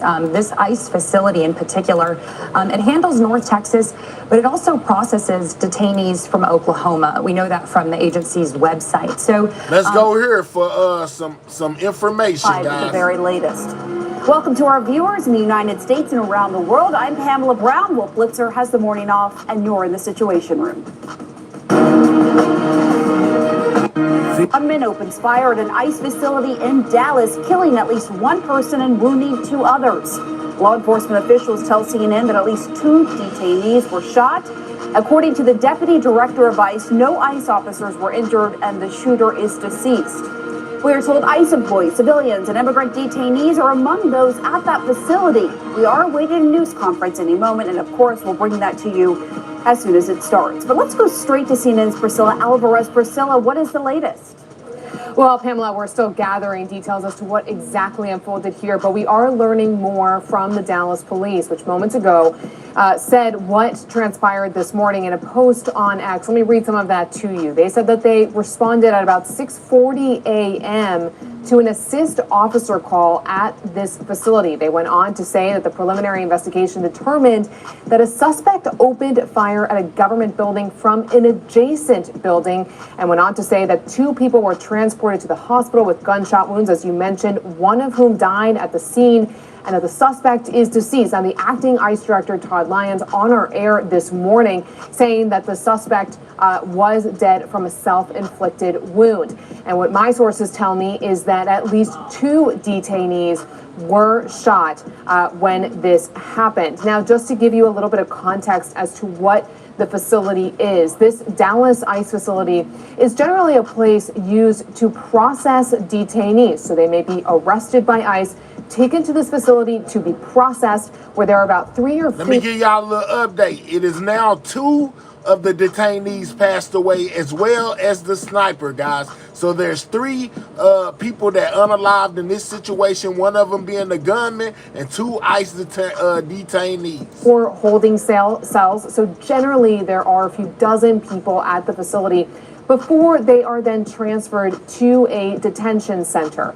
Now, we still do not know the motive of this shooter. We'll hopefully learn more about that in the forthcoming presser. But what we do know from Homeland Security officials is that no ICE agents were shot or hurt during this incident. That's what they have said so far. But they are also highlighting that there have been increased assaults, attacks, and threats on ICE personnel. In fact, this particular facility was the target of a bomb threat in late August. So the Department of Homeland Security similarly saying that they do not have yet a motive for this shooter, but they are tying this as well to what they have seen across the country, which is this increase in attacks toward ICE personnel. Take a listen to what the acting ICE director had to say about that this morning. Never seen threats on law enforcement, specifically ICE, increase the way it is. You know, we're up over 1,000% assaults on officers right now. And really just... Could it, y'all talking about y'all have never seen it against ICE. It's the mass deportation situation that got these people acting crazy like this. I mean, how did y'all expect for them to act when y'all are trying to basically break up their families? I understand they should have came here legally and all that good stuff, but just imagine that if it was you and somebody was coming into your home to arrest your mother or take your whole family into custody and ship y'all back to a place y'all really don't want to be. It's the uprising against the mass deportation situation that got people acting like this against ICE. That's my opinion. A lot of the talk that's out there, a lot of the rhetoric is just the violence directed towards law enforcement officers just trying to do their job. And we just keep seeing an increase. Now again, I know that they unalived 2 of the detainees. You're exactly right, and that's why the FBI, a retired FBI agent came on and said that he feels like this is an act that was done by Antifa. You put it together. Stress that the motive here is unknown. We're still trying to gather details on that. But this isn't the only situation where this isn't the only case where there is a situation like this with people basically trying to hurt ICE. And the reason why they're trying to hurt ICE is because ICE is breaking up their families or taking their loved ones into custody to take them back to where they come from. Come on now, let's not act like we're blind and we don't use common sense. But what we do know is that at least 2 of those who were shot were detainees. There have been injuries, at least 1 person killed. The shooter died from a self-inflicted wound. And according to the Department of Homeland Security, no ICE agents were shot or hurt in this incident. We'll hopefully learn a lot more in the press conference in the minutes to come. Pamela? All right, I want to bring in Charles Ramsey for more on this. I know, Charles, we are expecting to hear from police there in Dallas. There's still a lot of questions. We don't know a motive. How are you looking at this? What questions do you have? In the same way that you guys are allowed to basically exercise your freedom of speech and feel the way that you want to feel. Don't get mad at me because I feel the way that I feel about this whole entire situation. Me, I don't know what all these laughing faces are, but if you continue to put them in my chat without having context to them, I will be forced to mass deportate you out of my chat, me. Yeah, how about that? How you like that, me? Put some more laughing faces. I'm gonna get you right up out of here. Well, certainly, hopefully we'll get a lot more information as the press conference unfolds. But right now, behind the scenes, what's... you thought it was a game. You just got deported, me. I holler at you. We'll see you later. You know what I'm saying? Do not spam my chat with laughing faces. You know what I'm talking about? Or you will catch the nearest available rocket ship right up out of my chat. My good people, I appreciate everybody being here. But when he kept on dropping those laughing faces without context, we was forced to deport him. Faster than Trump deports illegal immigrants, you know what I'm saying, to get them up out of here with more rockets than Elon Musk. We do not play any games on this channel. Shout out to y'all. What's going on? The shooter is dead. So they've either already identified him or they're in the process of identifying, which will lead to search warrants, a look at his social media footprint. Did he leave anything behind? Trying to determine motive. We know we have one dead, two detainees shot. Was the intent to shoot detainees, or was it to shoot ICE agents? I mean, we just don't know, whether or not the deceased individual was... Let's get Jake up out of here, too. It wasn't anything that was ebonics about that. If you can't understand plain English, that just goes to show that you are illegal on this channel. We're going to get you up out of here, too. We'll holler at you. We got another one that caught a rocket ship to outer space, to a place that you can never come back from. We'll holler at you, my guy. Peace out. As well. So there are an awful lot of unanswered questions. I'm sure the FBI will be involved in this since it happened at a federal facility along with the Dallas PD. So hopefully we begin to get a picture of what actually took place once the press conference is completed. Jesse says, what happened? Some people just got mass deported off this channel. If you don't got a green card, you will be deported. A green card is a membership. Them are people who pay to be on this channel. If you are a great person, you know what I'm talking about, we will most definitely get you up out of here. If you take shots at the host or try to be funny, think that you are a comedian, we will get you up out of here. You can go take your jokes to the next channel. We'll holler at you. And we should note that there has been an uptick in attacks on ICE facilities, ICE officials. All right, so Random says these channels come a dime a dozen. Well, go find you another channel. We'll holler at you. You know what I'm saying? Another person just got deported. Go find you another channel since they're a dime a dozen. You know, go get you one. Go watch it somewhere else. We don't gotta have you watching it here. This channel is 1 in a million. You will never find another channel like this one with a host like this. What are you talking about? We'll holler at you, dog. You don't got a green card anyway. There has been over 800% spike when compared to the previous year in terms of assaults on officers. So you have that, plus the fact that this same facility in Dallas had been targeted before with a bomb threat. Are you surprised a gunman was able to get there and get through whatever security there is and carry this out? Let's get Regular up out of here as well. Boy, you don't run nothing over here to tell me to be quiet and play no video. You don't run nothing on this channel. You ain't sent one cash app, not one super chat, not a gift, not a nothing to ever think you run anything over here. We'll holler at you, buddy. Go find you somewhere else to go tell the host of the show what to do and what not to do. Go start your own channel and see if you can get somebody over there. We'll holler at you, buddy. You know what I'm saying? Peace in the Middle East. Well, from what we know so far, this was apparently a sniper. I don't know how far away the sniper was from the facility itself. The security they had in place there and probably at ICE. Regular.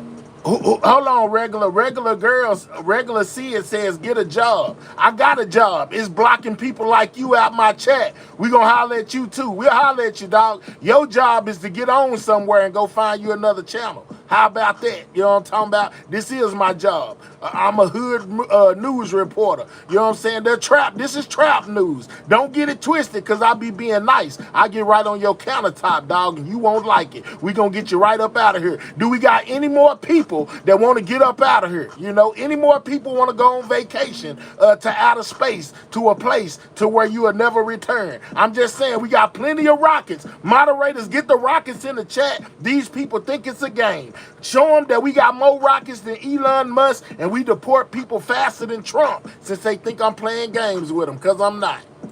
Facilities and federal facilities, for that matter, around the country are basically protecting the building itself, in and around the building. Mama, your mama broke. How about that? Talking about mama broke news. Your mama broke. Now your keyboard is broke, because you can't type in here no more. We'll holler at you. Which doesn't take into account a sniper. We don't know how far the person was, the kind of weapon it was used. Obviously, probably a rifle of some sort, in order to make a shot. But there are a lot of unanswered. All right, we got some commotion going on over there. What's going on? Hold up. Security's been increased. We got some kind of commotion going on over here. Oh, they moved because of the rain. Okay, they moved the microphones because of the rain. Right here, We still waiting on the live press conference, guys. On this side? Right here? Shoot over who? Yeah, like we could squat and ask questions, Danny. We don't have to be standing here.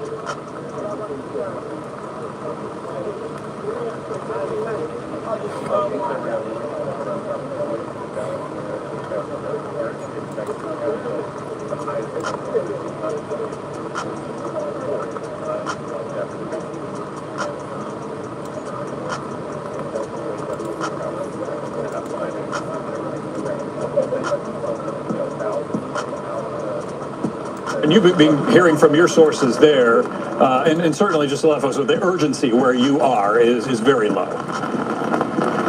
Yeah, so there's a low level of urgency here at Parkland Hospital, which has given us the opportunity to kind of work our sources and find out exactly what happened over at the crime scene in terms of how exactly the shooting took place. I reported to you about a half hour ago that I was hearing a preliminary report from my FBI source that this sniper shot into an unmarked van that was holding detainees and transporting them, and that's how they were struck. We've now been able to reconfirm that information. The van transporting detainees, perhaps from another municipality or another location, into this ICE detention center. As they pulled up to the Sally Port with an ATF agent driving that vehicle, that's when the shots were fired. Sissy and Thick, that was my background. I am in Texas. Shout out to Tussie Webb for that gift. I am in Texas, and it is raining cats and dogs out here, just like you see on the screen. Fired.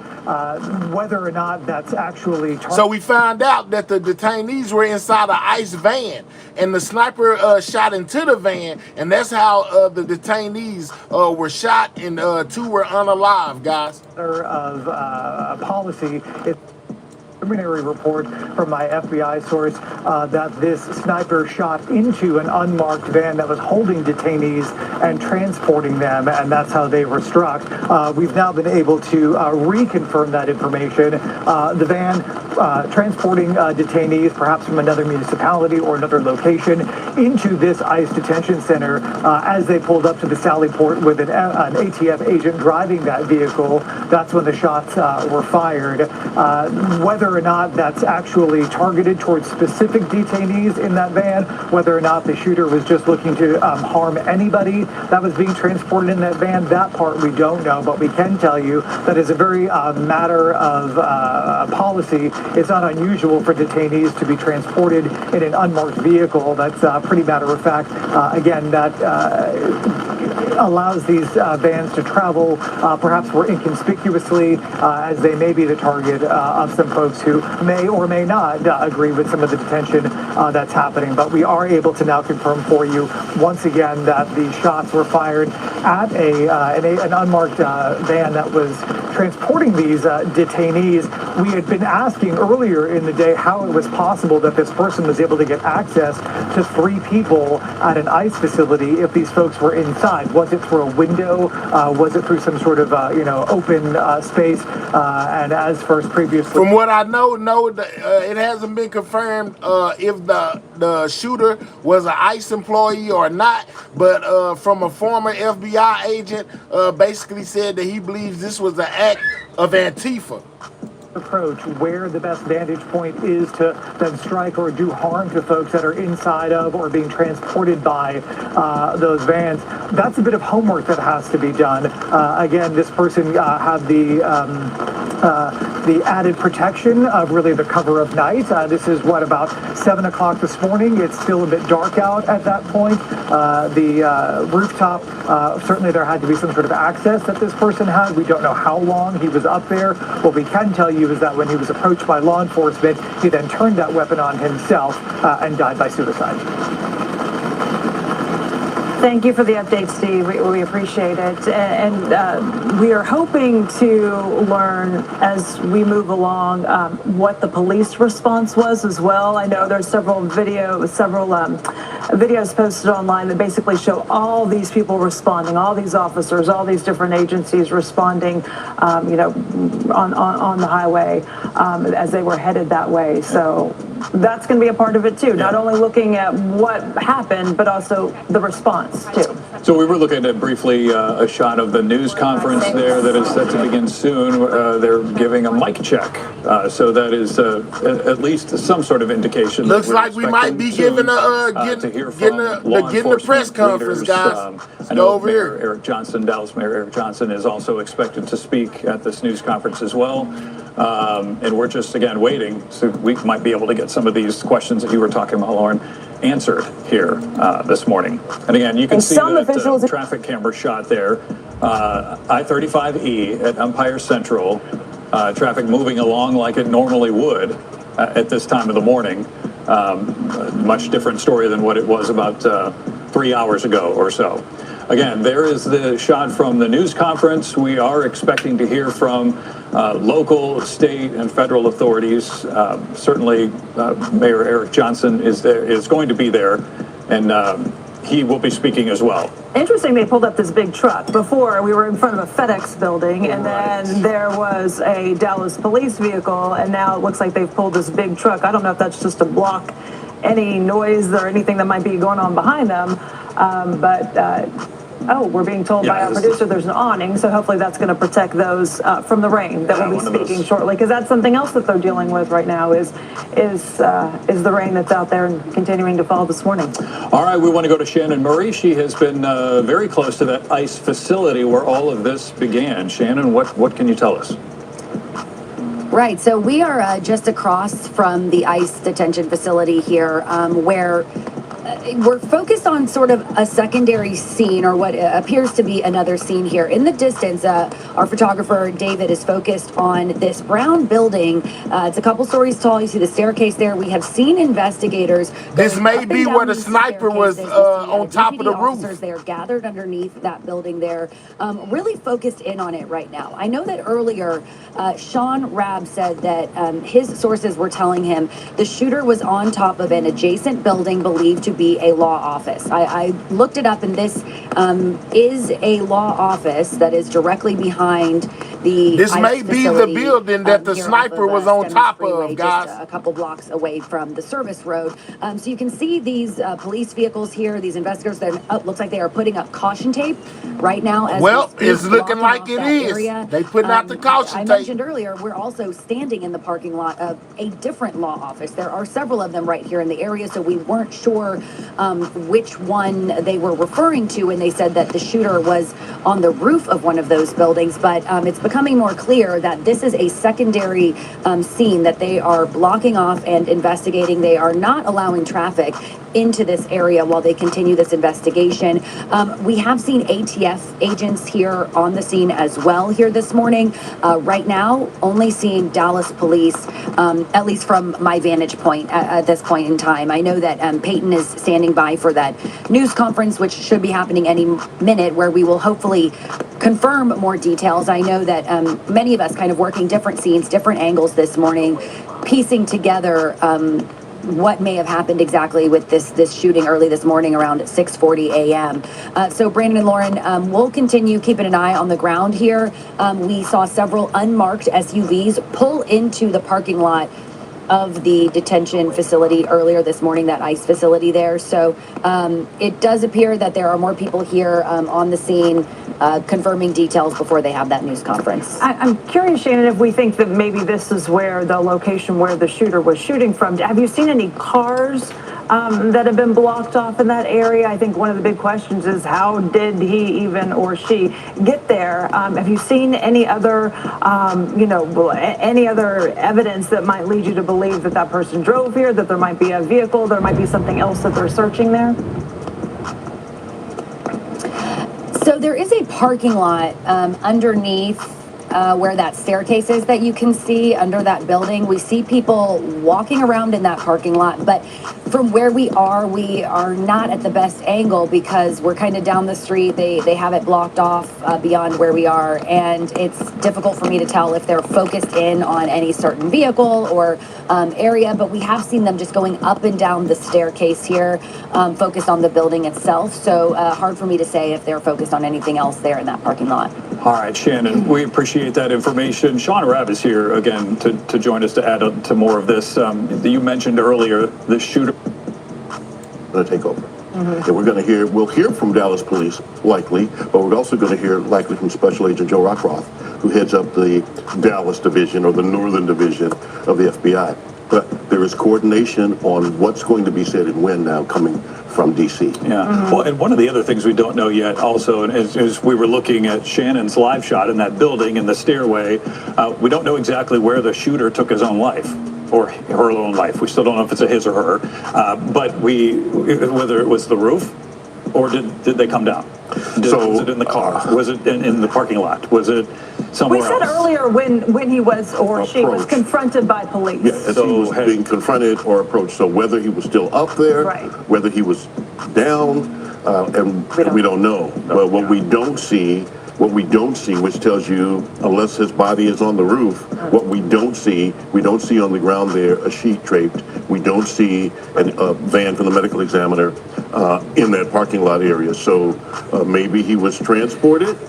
Maybe he was deceased and moved. Maybe he's still there. We don't know the answers to that yet. Right. We don't see another scene right now, which I think is kind of interesting. We're not seeing, a lot of times we'll see where they will block off a vehicle, as we talked about before, or they'll block off another little area. This right here seems to be now the second spot that they're really focusing on. So first being the detention center, the ICE detention center, and then now this office building. So two different little areas now that police really seem to be focusing on.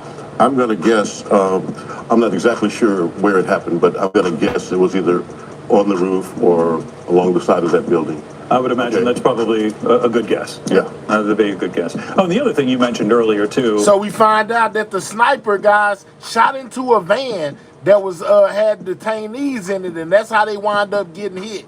Two of the detainees have passed away. One is in the hospital critical condition. The sniper himself unalived himself when approached by authorities, guys. He was on top of a law office adjacent to the federal ICE agent, the ICE building, to where he opened fire, guys. This is pretty much what we know so far as we wait on this press conference. It said it was a white male that was seen shooting. Yes. So they said it was a white male that was seen shooting. Is he from another state? Right. Yeah. We don't know if he's from North Texas. Is there any criminal history? Right. Is there anything in his background that might lend a proclivity to this kind of action? We don't know yet, but that's being investigated right now. And what was there at the scene? Check. The notebook? Maybe a statement. 1, 2, 3, 4, 5, 6. Right. Okay, there you see they're going up the... Okay, I'm going to call the ISD. Do I have like 30 seconds? But they are going up now. They're going to look for what's up there. Again, is his body still there? We don't know. That's first. But beyond that, Lauren, as you mentioned, what evidence did he leave there? Or shell casings. They believe right? this Like, I mean, is if the you're building shooting that from he a was on rifle, top of, the guys. casings They then would believe be the sniper was on right? top They're of gonna this expand, yeah, building. they're going to come out of that, and they're going to be in that area. In that area. Yeah, the weapon itself is going to be there. Right. So we'll know, I mean, they have that weapon now. And guess what? ATF is quickly trying to trace that. If the serial number hadn't been destroyed in some way, they're trying to trace it to see when it was purchased. Or Look where like it we're came about to from, start the press where it was conference. purchased. Was it recently or something? Mic check, 1, 2. Mic check, 1. Are they? 1. Are they walking out? Hey, I'm getting mixed minus. I can't hear an IFB at all. Also, I think they're walking up. They might be walking up.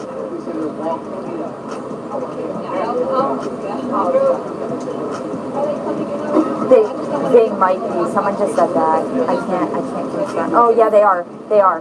They're walking up. Okay, can you get ready to go to us? Yeah, they're walking up. It's about to be time, guys. We're about to find out exactly what happened.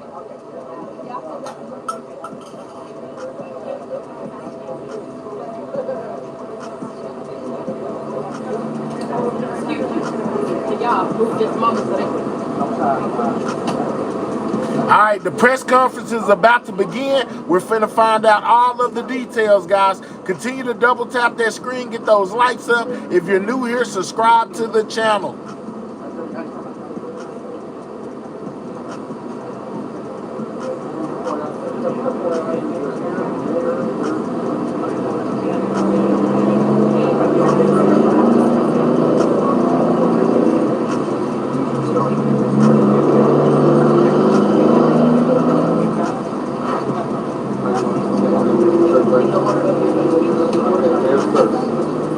There's the joke. You gotta speak next. Bill, you're speaking at the joke.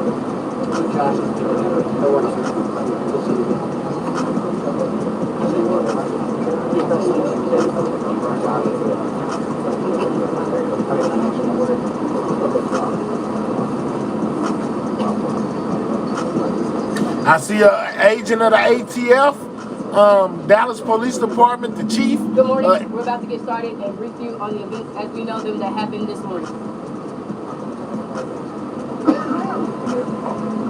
All right. Let me start off by saying that I'm a person who believes very, very strongly in the power of prayer, and that prayer changes things. And so I'm going to ask everyone, please join me in praying for the families of the folks who lost their lives today. Pray for the speedy recovery for those who are hurt and were injured in what happened today. But maybe even more to the point, we're a country and a city that needs prayer. So I'm going to ask you all to join me also in praying for this city, that we can come together at a time like this, and that we can be there for one another the way we always have in times like this, to support one another, help us all get through this very difficult time, not just in our city, but in our country. And that's why I'd ask you to pray for our nation. There's a lot going on right now in our country. A lot of it's confusing. It's a scary time. I've got children. I've got 3 young children, and I'm here to tell you that it is challenging to explain to them what's going on in our country right now. But I said before, and I'll say it again, I believe in the power of prayer to change things, and it can change the hearts of people. It can change this country. It can change this city. So please pray. What's up, CB? For everyone who's affected by today's tragedy. I also want to say thank you to the Dallas Police Department, and say thank you to the Dallas Sheriff's Department, Dallas County Sheriff's Department, Texas Department of Public Safety, and all of our various federal law enforcement partners who acted so quickly today to make sure that today's tragedy wasn't worse than what it was.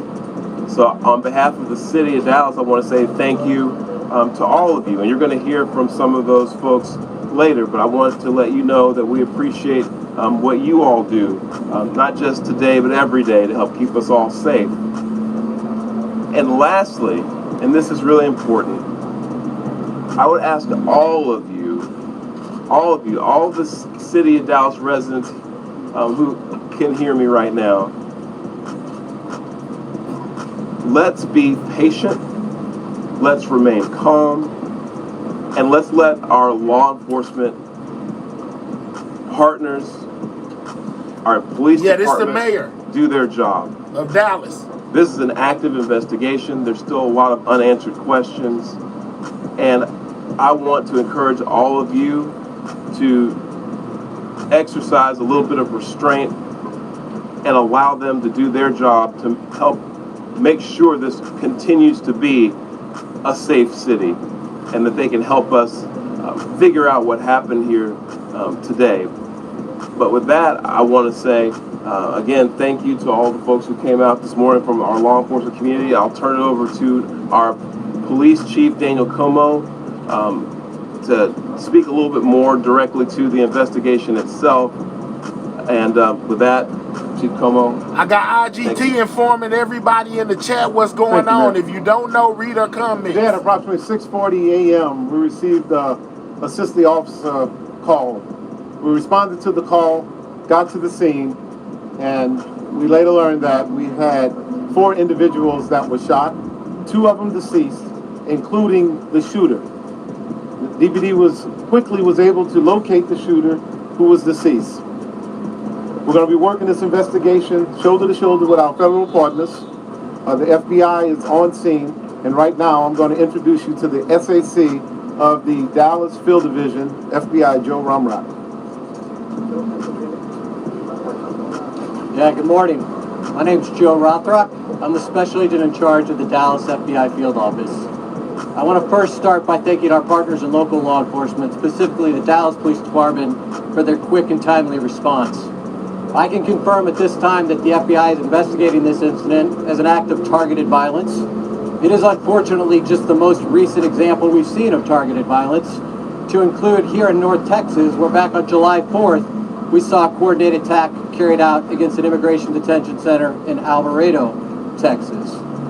What I can also share with you is that early evidence that we've seen from rounds that were found near the suspected shooter contain messages that are anti-ICE in nature.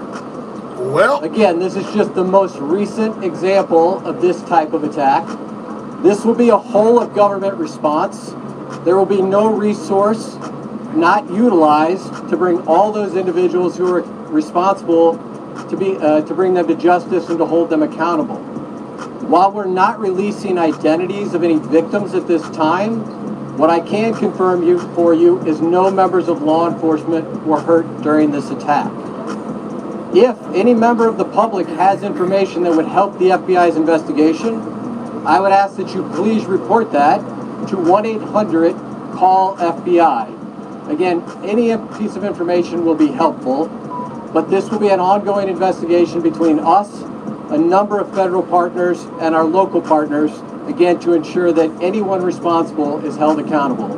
With that, I will turn it over to my counterpart from the ICE Enforcement and Removal Office.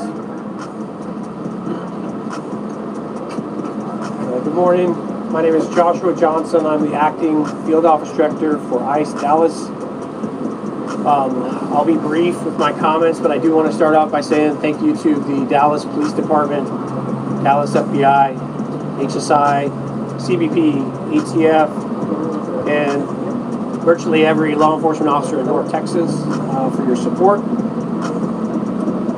This is the second time I've had to stand in front of you and talk about a shooter at one of my facilities, and I think that the takeaway from all of this is that the rhetoric has to stop. There are people out there who are seeing what is being placed online, and they're coming and they're doing acts of violence against ICE employees.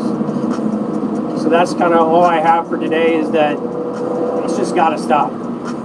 It's dangerous, and people are losing their lives. Thank you. Thank you all so much for coming. We really appreciate it.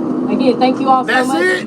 As it was said here today, if you do have any information, reach out to 1-800-CALL-FBI. Thank you. Thank you. This needs to stop. Violence is wrong. Politically motivated violence is wrong. It was 2 weeks ago today that we saw a political assassination in Utah that tore the heart out of much of this country. This is the third shooting in Texas directed at ICE or CBP. This must stop. To every politician who is using rhetoric demonizing ICE and demonizing CBP, stop. To every politician demanding that ICE agents be doxxed and calling for people to go after their families, stop. This has very real consequences. Look, in America, we disagree, that's fine, that's the democratic process, but your political opponents are not Nazis.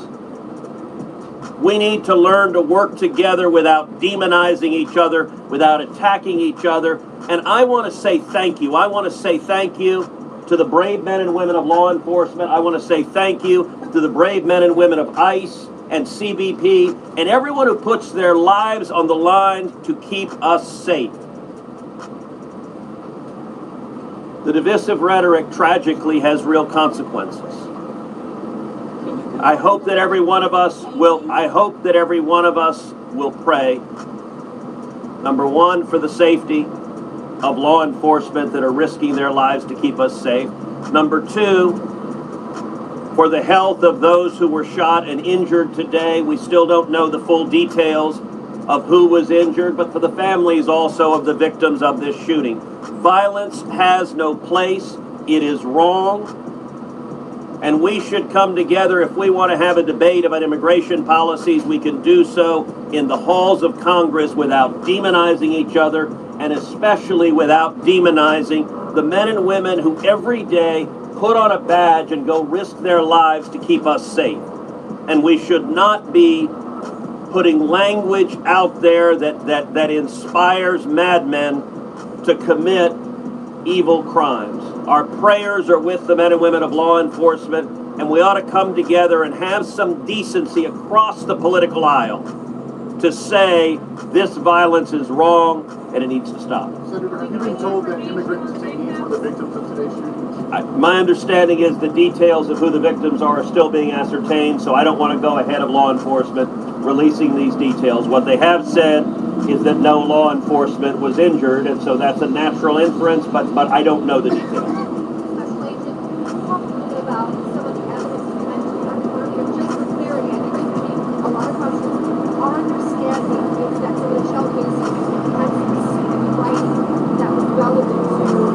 She tried to end the press conference before it was over. More details at this time. We will come back to you when we have more details to share. Again, our goal here will be transparency as those details become available, but we are still in the early stages of an investigation. Information is still coming in. When we have more details, we will come back to this group.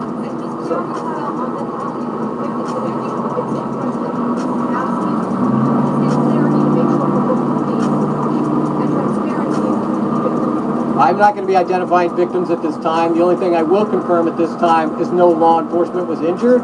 Certainly you can respect law enforcement's need to make notifications. At this point in time, we're not going to take any additional questions from law enforcement. Again, I'd ask for you to respect the fact that this is an ongoing investigation. And as more details come available, we're not asking for the names of the victims. I understand. General sense I will. The victims are the detainees. The only thing I can say right now is no law enforcement was injured this morning as part of the attack. I won't be taking any more questions, neither will law enforcement this time. We'll come back to you later today or in the coming days when we have additional information. Thank you for your time. Thank you. Well, they ain't tell you absolutely nothing. Waited all that time for a press conference that told you nothing. I basically gave you more info than what the police gave you. So basically what we got going on here is that there were 3 ICE detainees that were shot inside of a van as they were being transported by a sniper who was on the adjacent roof from the facility. 2 of the detainees were unalived, as well as the sniper was unalived. They said that he unalived himself, guys. This happened at an ICE facility in Dallas, Texas, and they did a whole press conference and told us absolutely nothing. You know, so I'm just saying, let's see what the news is saying about this. Let's see if they picked up on something that I didn't. I guess Very preliminary, off what we knew earlier, or what we thought we knew earlier. Dallas Police Chief Daniel Como saying 4 individuals were shot when they arrived. 2 4 of them individuals. were deceased, and that includes the shooter. So that matches up with the information earlier that 2 were transported to a hospital. So that means at least 2 of the detainees that were shot have survived, or so far have survived. Which goes with what Dallas police were saying. Right, because we were told originally 3 detainees. Harum says this might be a alleged cover-up. Let's talk about it. That is the one that passed. Right. What I think also the big thing that came out of that was that the FBI officials saying that the rounds found near the shooter who shot and killed himself have messages that are anti-ICE in nature. That's from. Whoop said that they found ammo beside the sniper that had messages on them that were anti-ICE. I told y'all, they told me I didn't know what I was talking about. I told y'all this was somebody that was against ICE, not for ICE. The special agent in charge of the Dallas. We got another situation where they're leaving messages on bullets, guys. FBI Joe Rockwell. If so, and we have no reason to doubt his word, then that means this is a pattern that we are seeing continue. Right. With messages scribbled, etched into shell casings, so that after the fact, you know, if I don't survive, here's what I was thinking. You know why. That's again according to the FBI at this moment. Yeah, and they're calling it targeted violence, is the way he described it. Yeah. Interesting, we did not learn anything about the suspect. They didn't reveal any details. Well, they want to nail that down. They didn't release anything. We got more from me in the news than we got from them. First, you need to verify the ID. Is the driver's license I have on me, is it really me? Is it really? Right. So you want to verify that. How do I do that? Maybe through facial recognition, even if I'm deceased. Certainly through fingerprints or something that I could quickly get a match on that. Oh. Now, didn't I say that this was somebody that was against ICE? And the people in the chat that I had to deport from over here was telling me I ain't know what I was talking about, laughing while I was saying it. Now what do you think? Now they have said that they have found ammunition with messages wrote on it. It reminds me of the Charlie Kirk situation with the person who took him out. With the messages on the bullets. That's crazy, y'all. So the gunman left messages on ammunition just in case he didn't make it, man. I told y'all, I knew it. I felt it. It's because of this mass deportation situation. Okay, and remember what happened in Utah? FBI Director Cash Patel put out names and images of the wrong person. Right. Initially, those 2 people walk that back. Yeah, because those 2 people began to get threats themselves, and so they wanted. The anti-ICE dude, listen, they were inside of a van, being transported, I guess, to somewhere else. And the sniper opened fire on the van. I'm pretty sure he was trying to hit the agents and not the detainees, but wound up hitting the detainees instead of the agents, guys. That's how I feel like this happened, allegedly. I don't think that his target was the detainees. I think that his target were the people that were driving, but wound up hitting the detainees instead of hitting the officers. How we talk to one another, maybe some of these kinds of accidents, these incidents, let me say, don't happen. But I think that's a message that speaks to both a left lane and a right lane of the political highway. That is correct. And there's so much vitriol on the extreme sides of both sides. Yes. And it used to be, I mean, in years past, the middle seems to be very unpopulated at this point. So, I guess the hope is that the middle strengthens. Well, and we kind of abandon these the hate on both sides. And not to get way off track, but there was a time where you could have Democrat or Republican beliefs and ideologies, disagree, agree, come together, work on things, compromise, and move forward. But now it's if you're on the left, you're wrong, or if you're on the right, you're wrong. Right. And that leads to these kinds of incidents in the minds of some people to carry out violence. And they mentioned the Alvarado incident. That was, so they're saying we're seeing, even just in Texas, just locally, we're seeing more and more of these crimes. And that one was an ICE facility as well. As the supervisory agent over ICE said, this is the second time I've had to stand here and talk about an event at one of my facilities. And he was referencing, of course, what happened. I'm pretty sure that's what they're finna do. They're finna go look over any video footage that they have and try to come up with a motive, guys. But it's pretty clear from the shell casings or the bullets that were left behind by the sniper that he was most definitely against ICE. And they most definitely put that out there, as saying that the ammunition contained messages that were anti-ICE, guys. So that could possibly be the motive. To get through a time like this, and even for prayers for the country, and as you mentioned, just to tone things down and to come together because we're not going to get anywhere if we don't. No, we aren't, and prayer does work, but it has to be prayer that we are sincere. Man, why you worried about me saying finna? I can say whatever I want. Fixing to, y'all. I'm from Texas, bro. You know what I'm saying? Calm down there. We're trying to correct my speech. I know how to speak proper English if I want to. I'm not your everyday news broadcaster. I'm a trap anchor man. You know what I'm saying? Get it correct, sir. I speak slang. I speak proper English. I speak whatever I want to speak, however I want to speak it, whenever I feel like speaking it. If you don't like it, go watch the regular news, sir. And so we have to pray for them. Look, the suspect who's taken his own life has a family, and we don't know yet, but maybe his mother and father or grandmother or whomever, they have no leanings, no influence, no voice that would have caused this in their own house. We don't know who they are yet. All of those things have to be taken into consideration. Yeah, Mayor Johnson even addressed that, asking everybody, let's be patient, let's remain calm, and let's let law enforcement do what they do and figure this out. Because there's really a lot of these specifics we talk about that we just don't know yet. Right, and of course, when this happens, we want answers. Yeah, everybody wants answers. Answers do something for us psychologically. Okay, so we want answers. But the truth is, we're in a climate in America where hate is the response right now. And that's just the hard truth. So what's next? We go forward. There are a lot of things that we don't know, as you mentioned, about the shooter, motives, connections, who... Your mama wasn't worried about my speech, the wonderful world of whoever you are. You know what I'm saying? She wasn't worried about it. Why you worried about it? Mind your own business. Correct your own speech. Go speak how you want to speak. This is America. Freedom of speech. I can speak however I want, whenever I want, say whatever I want, speak on however I feel. I don't have to use proper grammar just because that's what you want me to use. Go find you something else to do, buddy. You know what I'm saying? While you sit in time out and think about what you done. What's happening right now? Right. And that's because it is investigative work. He may be wherever he lay after taking his own life, or they may have already moved him to the Dallas County Medical Examiner. Right. And then there are a lot of questions about security going forward, at ICE facilities or federal buildings or what have you, because now there are a lot of questions about, okay, who is safe? Is there somebody else going to... This is an important point to bring out again.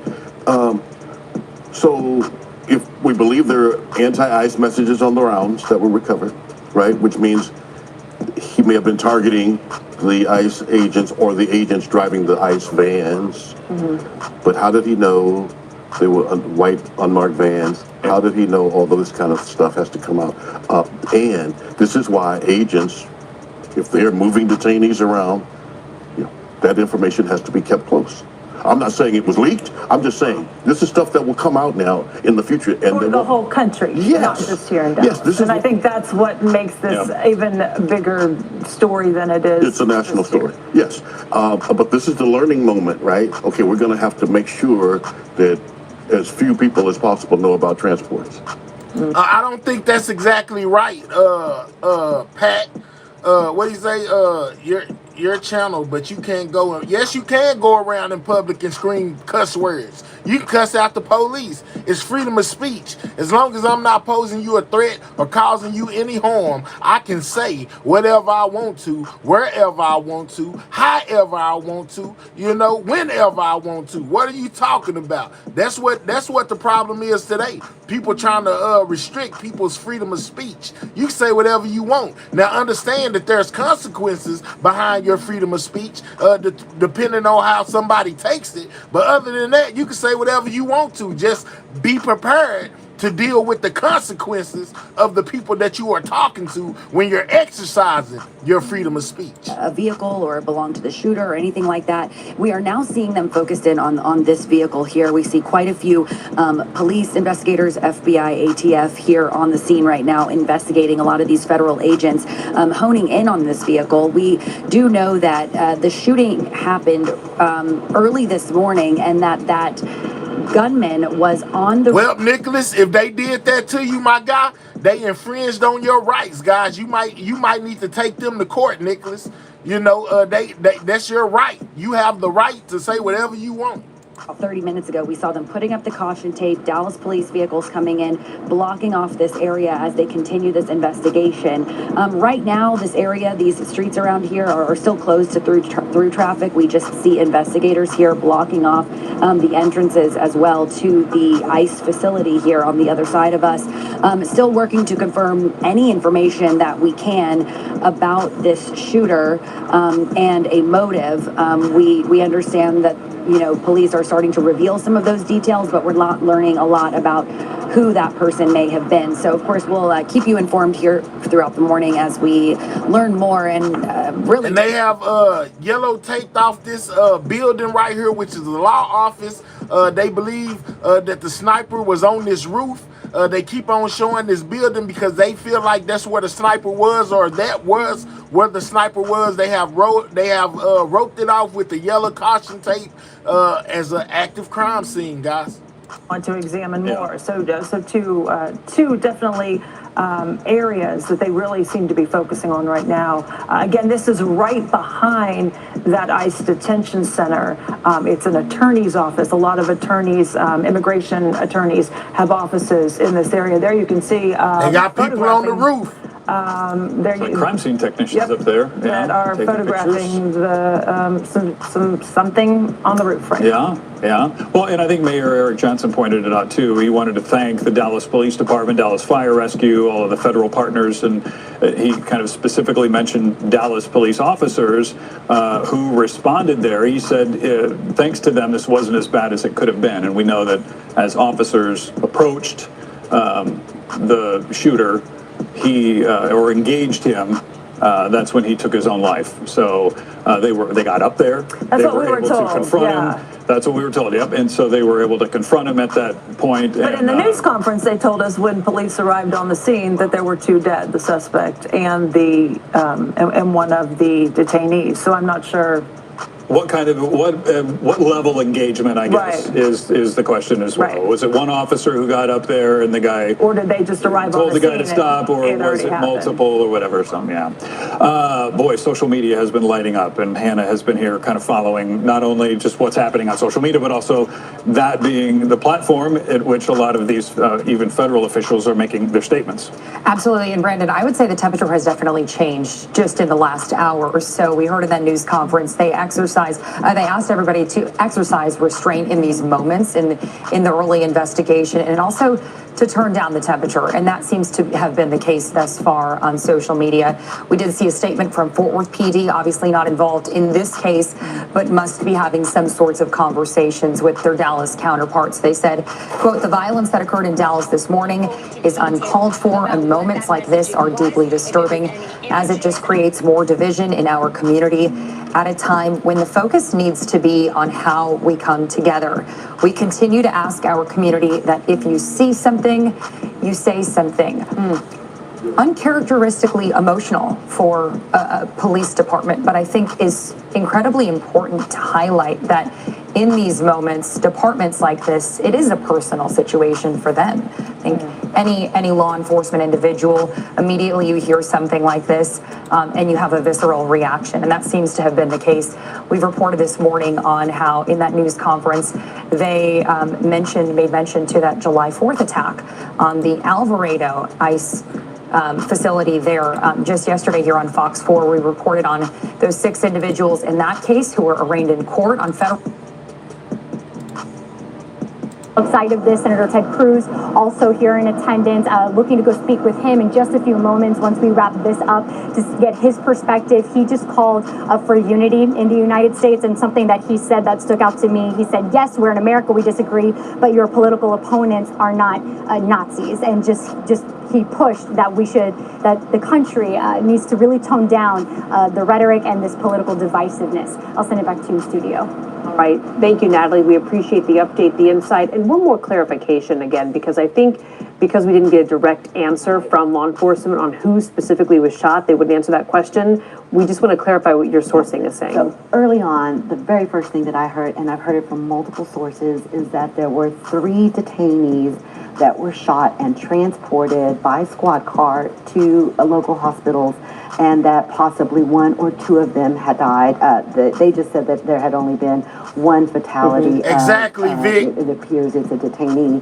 And then the 4th person that they're counting is going to be the shooter, who we know was on top of that roof and died of a self-inflicted gunshot wound. DPD had sent drones over those rooftops to see where the shooting was coming from, and that's when they saw the body of the shooter. And so when they say 4 people... Well, we know that a sniper knows the difference, guy, but they were inside of a van.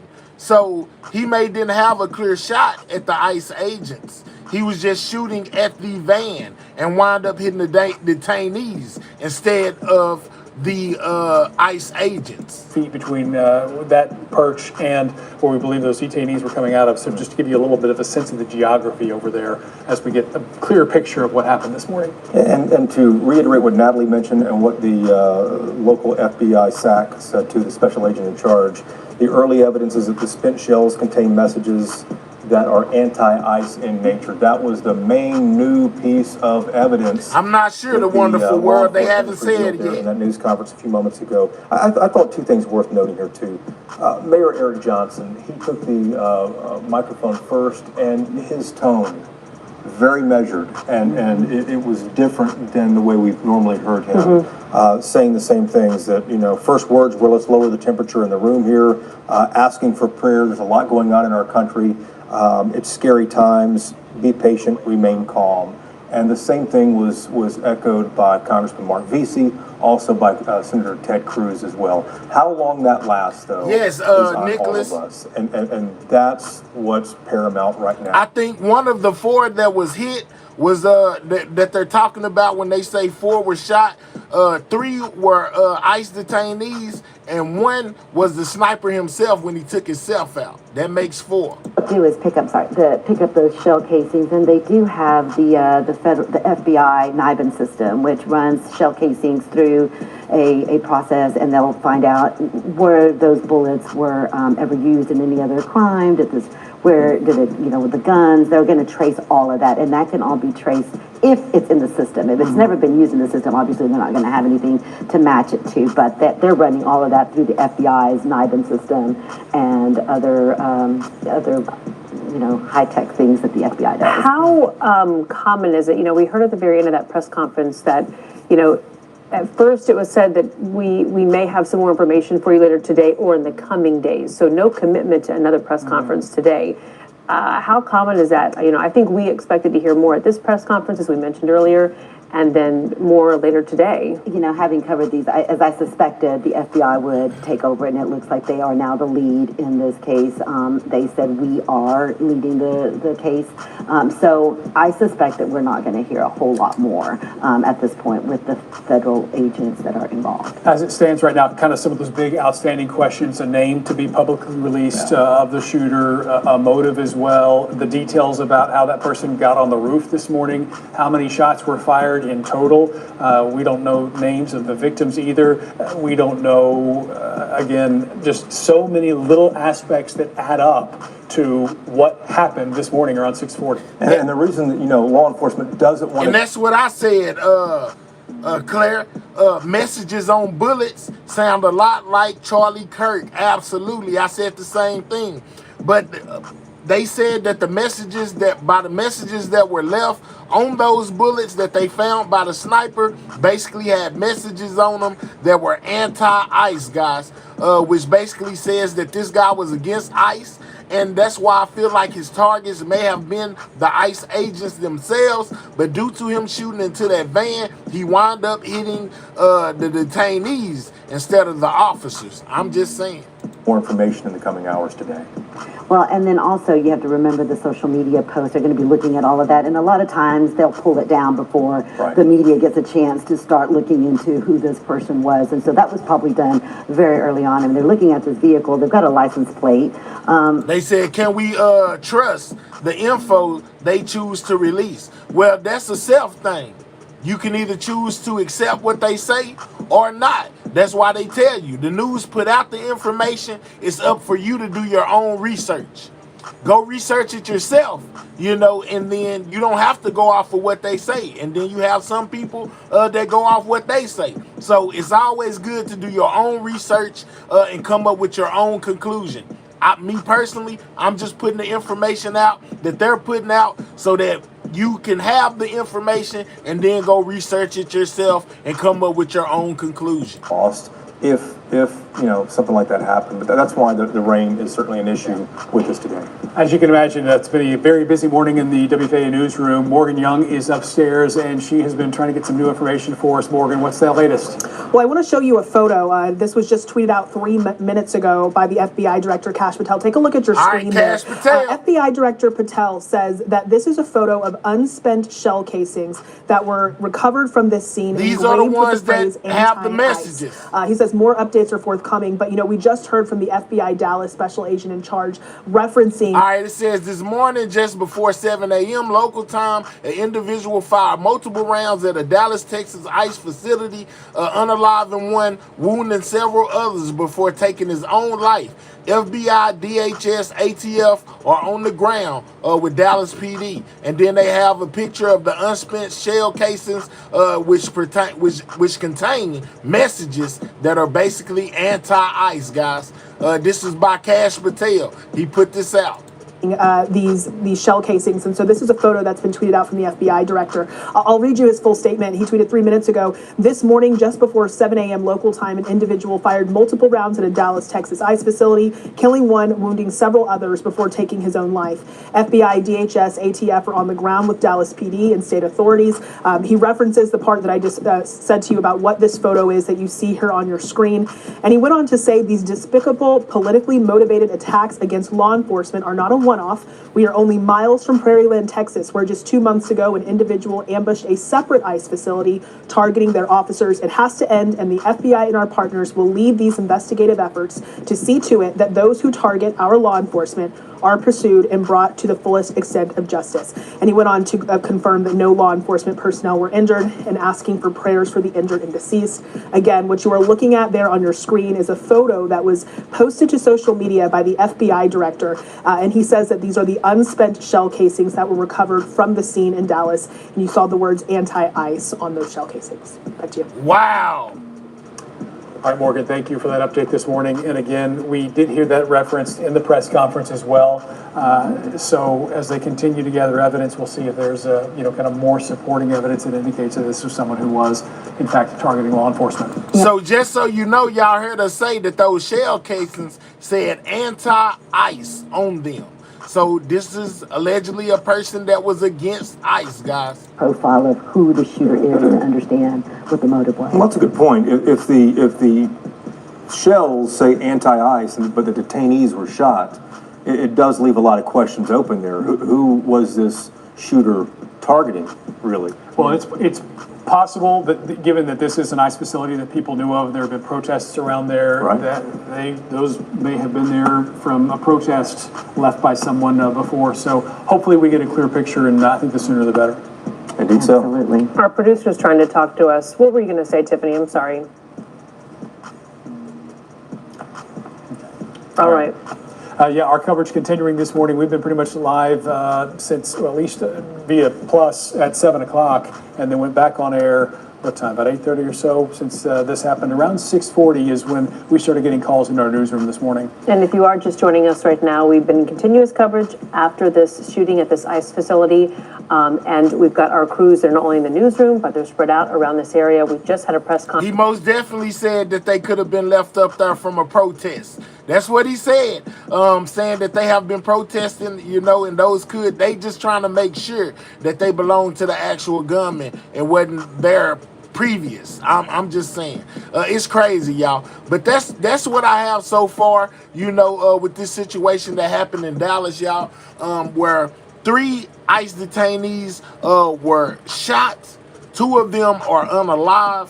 We found out that the gunman, which they call a sniper, was shooting from an adjacent building from the ICE facility. And basically, he unalived himself when the authorities got up on him. He took himself out the game, and they found shell casings that said anti-ICE on them. We watched the press conference. They didn't really say too much within that press conference. They are being real tight-lipped. I guess they got further investigation to do where they will be going over, you know, camera footage and things of that nature, trying to piece this whole situation together.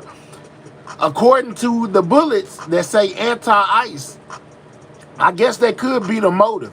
People are most definitely like, why did he shoot the detainees if he's anti-ICE? Why he didn't take out the agents? It was reported that he shot inside of a van, guys. So maybe that could be the reason why the detainees got struck and not the agents, guys. So I guess until they give us further information, if they come out with the guy's name, oh yeah, he was reported as being a white male, guys, that did all of this. This is crazy, y'all. But I feel like there's an uprising against ICE because of the things that ICE is doing, you know, basically with the mass deportation situation, breaking up families, taking people out of their homes, you know, that some who have been in America for years, even though they are here illegally. It started out as a thing to basically get the criminal illegals up out of here, but it has turned into a situation where anybody without papers can basically be deported. It's not as what they put out at first, where they said they were only going after the violent criminals, but now, you know, they're going after anybody. That's just how I feel. Chad says, cuz, you want me to say because? Chad, let's get the English teacher up out of here, Chad. Let's deport Chad, you know, immediately. He ain't got a green card. He one of those people that are illegal over here in this chat. Moderators, get Chad the hell up out of here, because he's worried about me saying cuz instead of because. It's the same thing, dog. You know what I'm saying? Work on your grammar. Worry about yourself. I got me. You get you.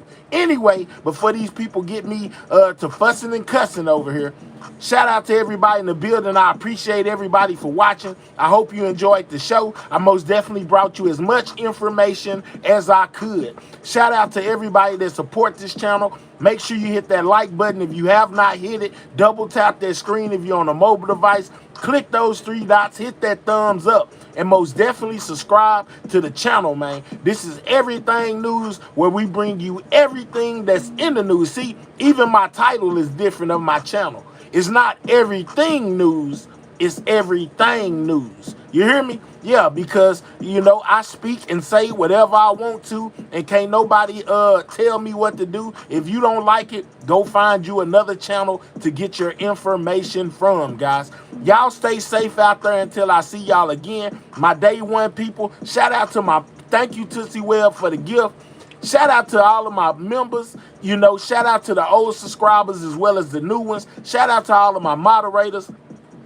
Sometimes I don't know what I would do without y'all. It'd be so many crazy people that come in and out of this chat, you know, and I appreciate y'all for keeping it running smoothly. So until I see y'all again, y'all stay safe.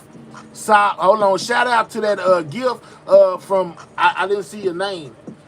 Shout out to that gift though, I can't see. I don't know how to pronounce your name, but I appreciate you, big dog. Shout out to you, man. You know what I'm saying? Shout out to everybody that's in attendance. Most definitely turn your notification bell on to all so you don't miss anything when it comes to the latest and breaking news, guys. Yeah, with that being said, Sidewalk Gang, checking out. I'm gone. I'll catch y'all on the next one, man. Y'all be safe.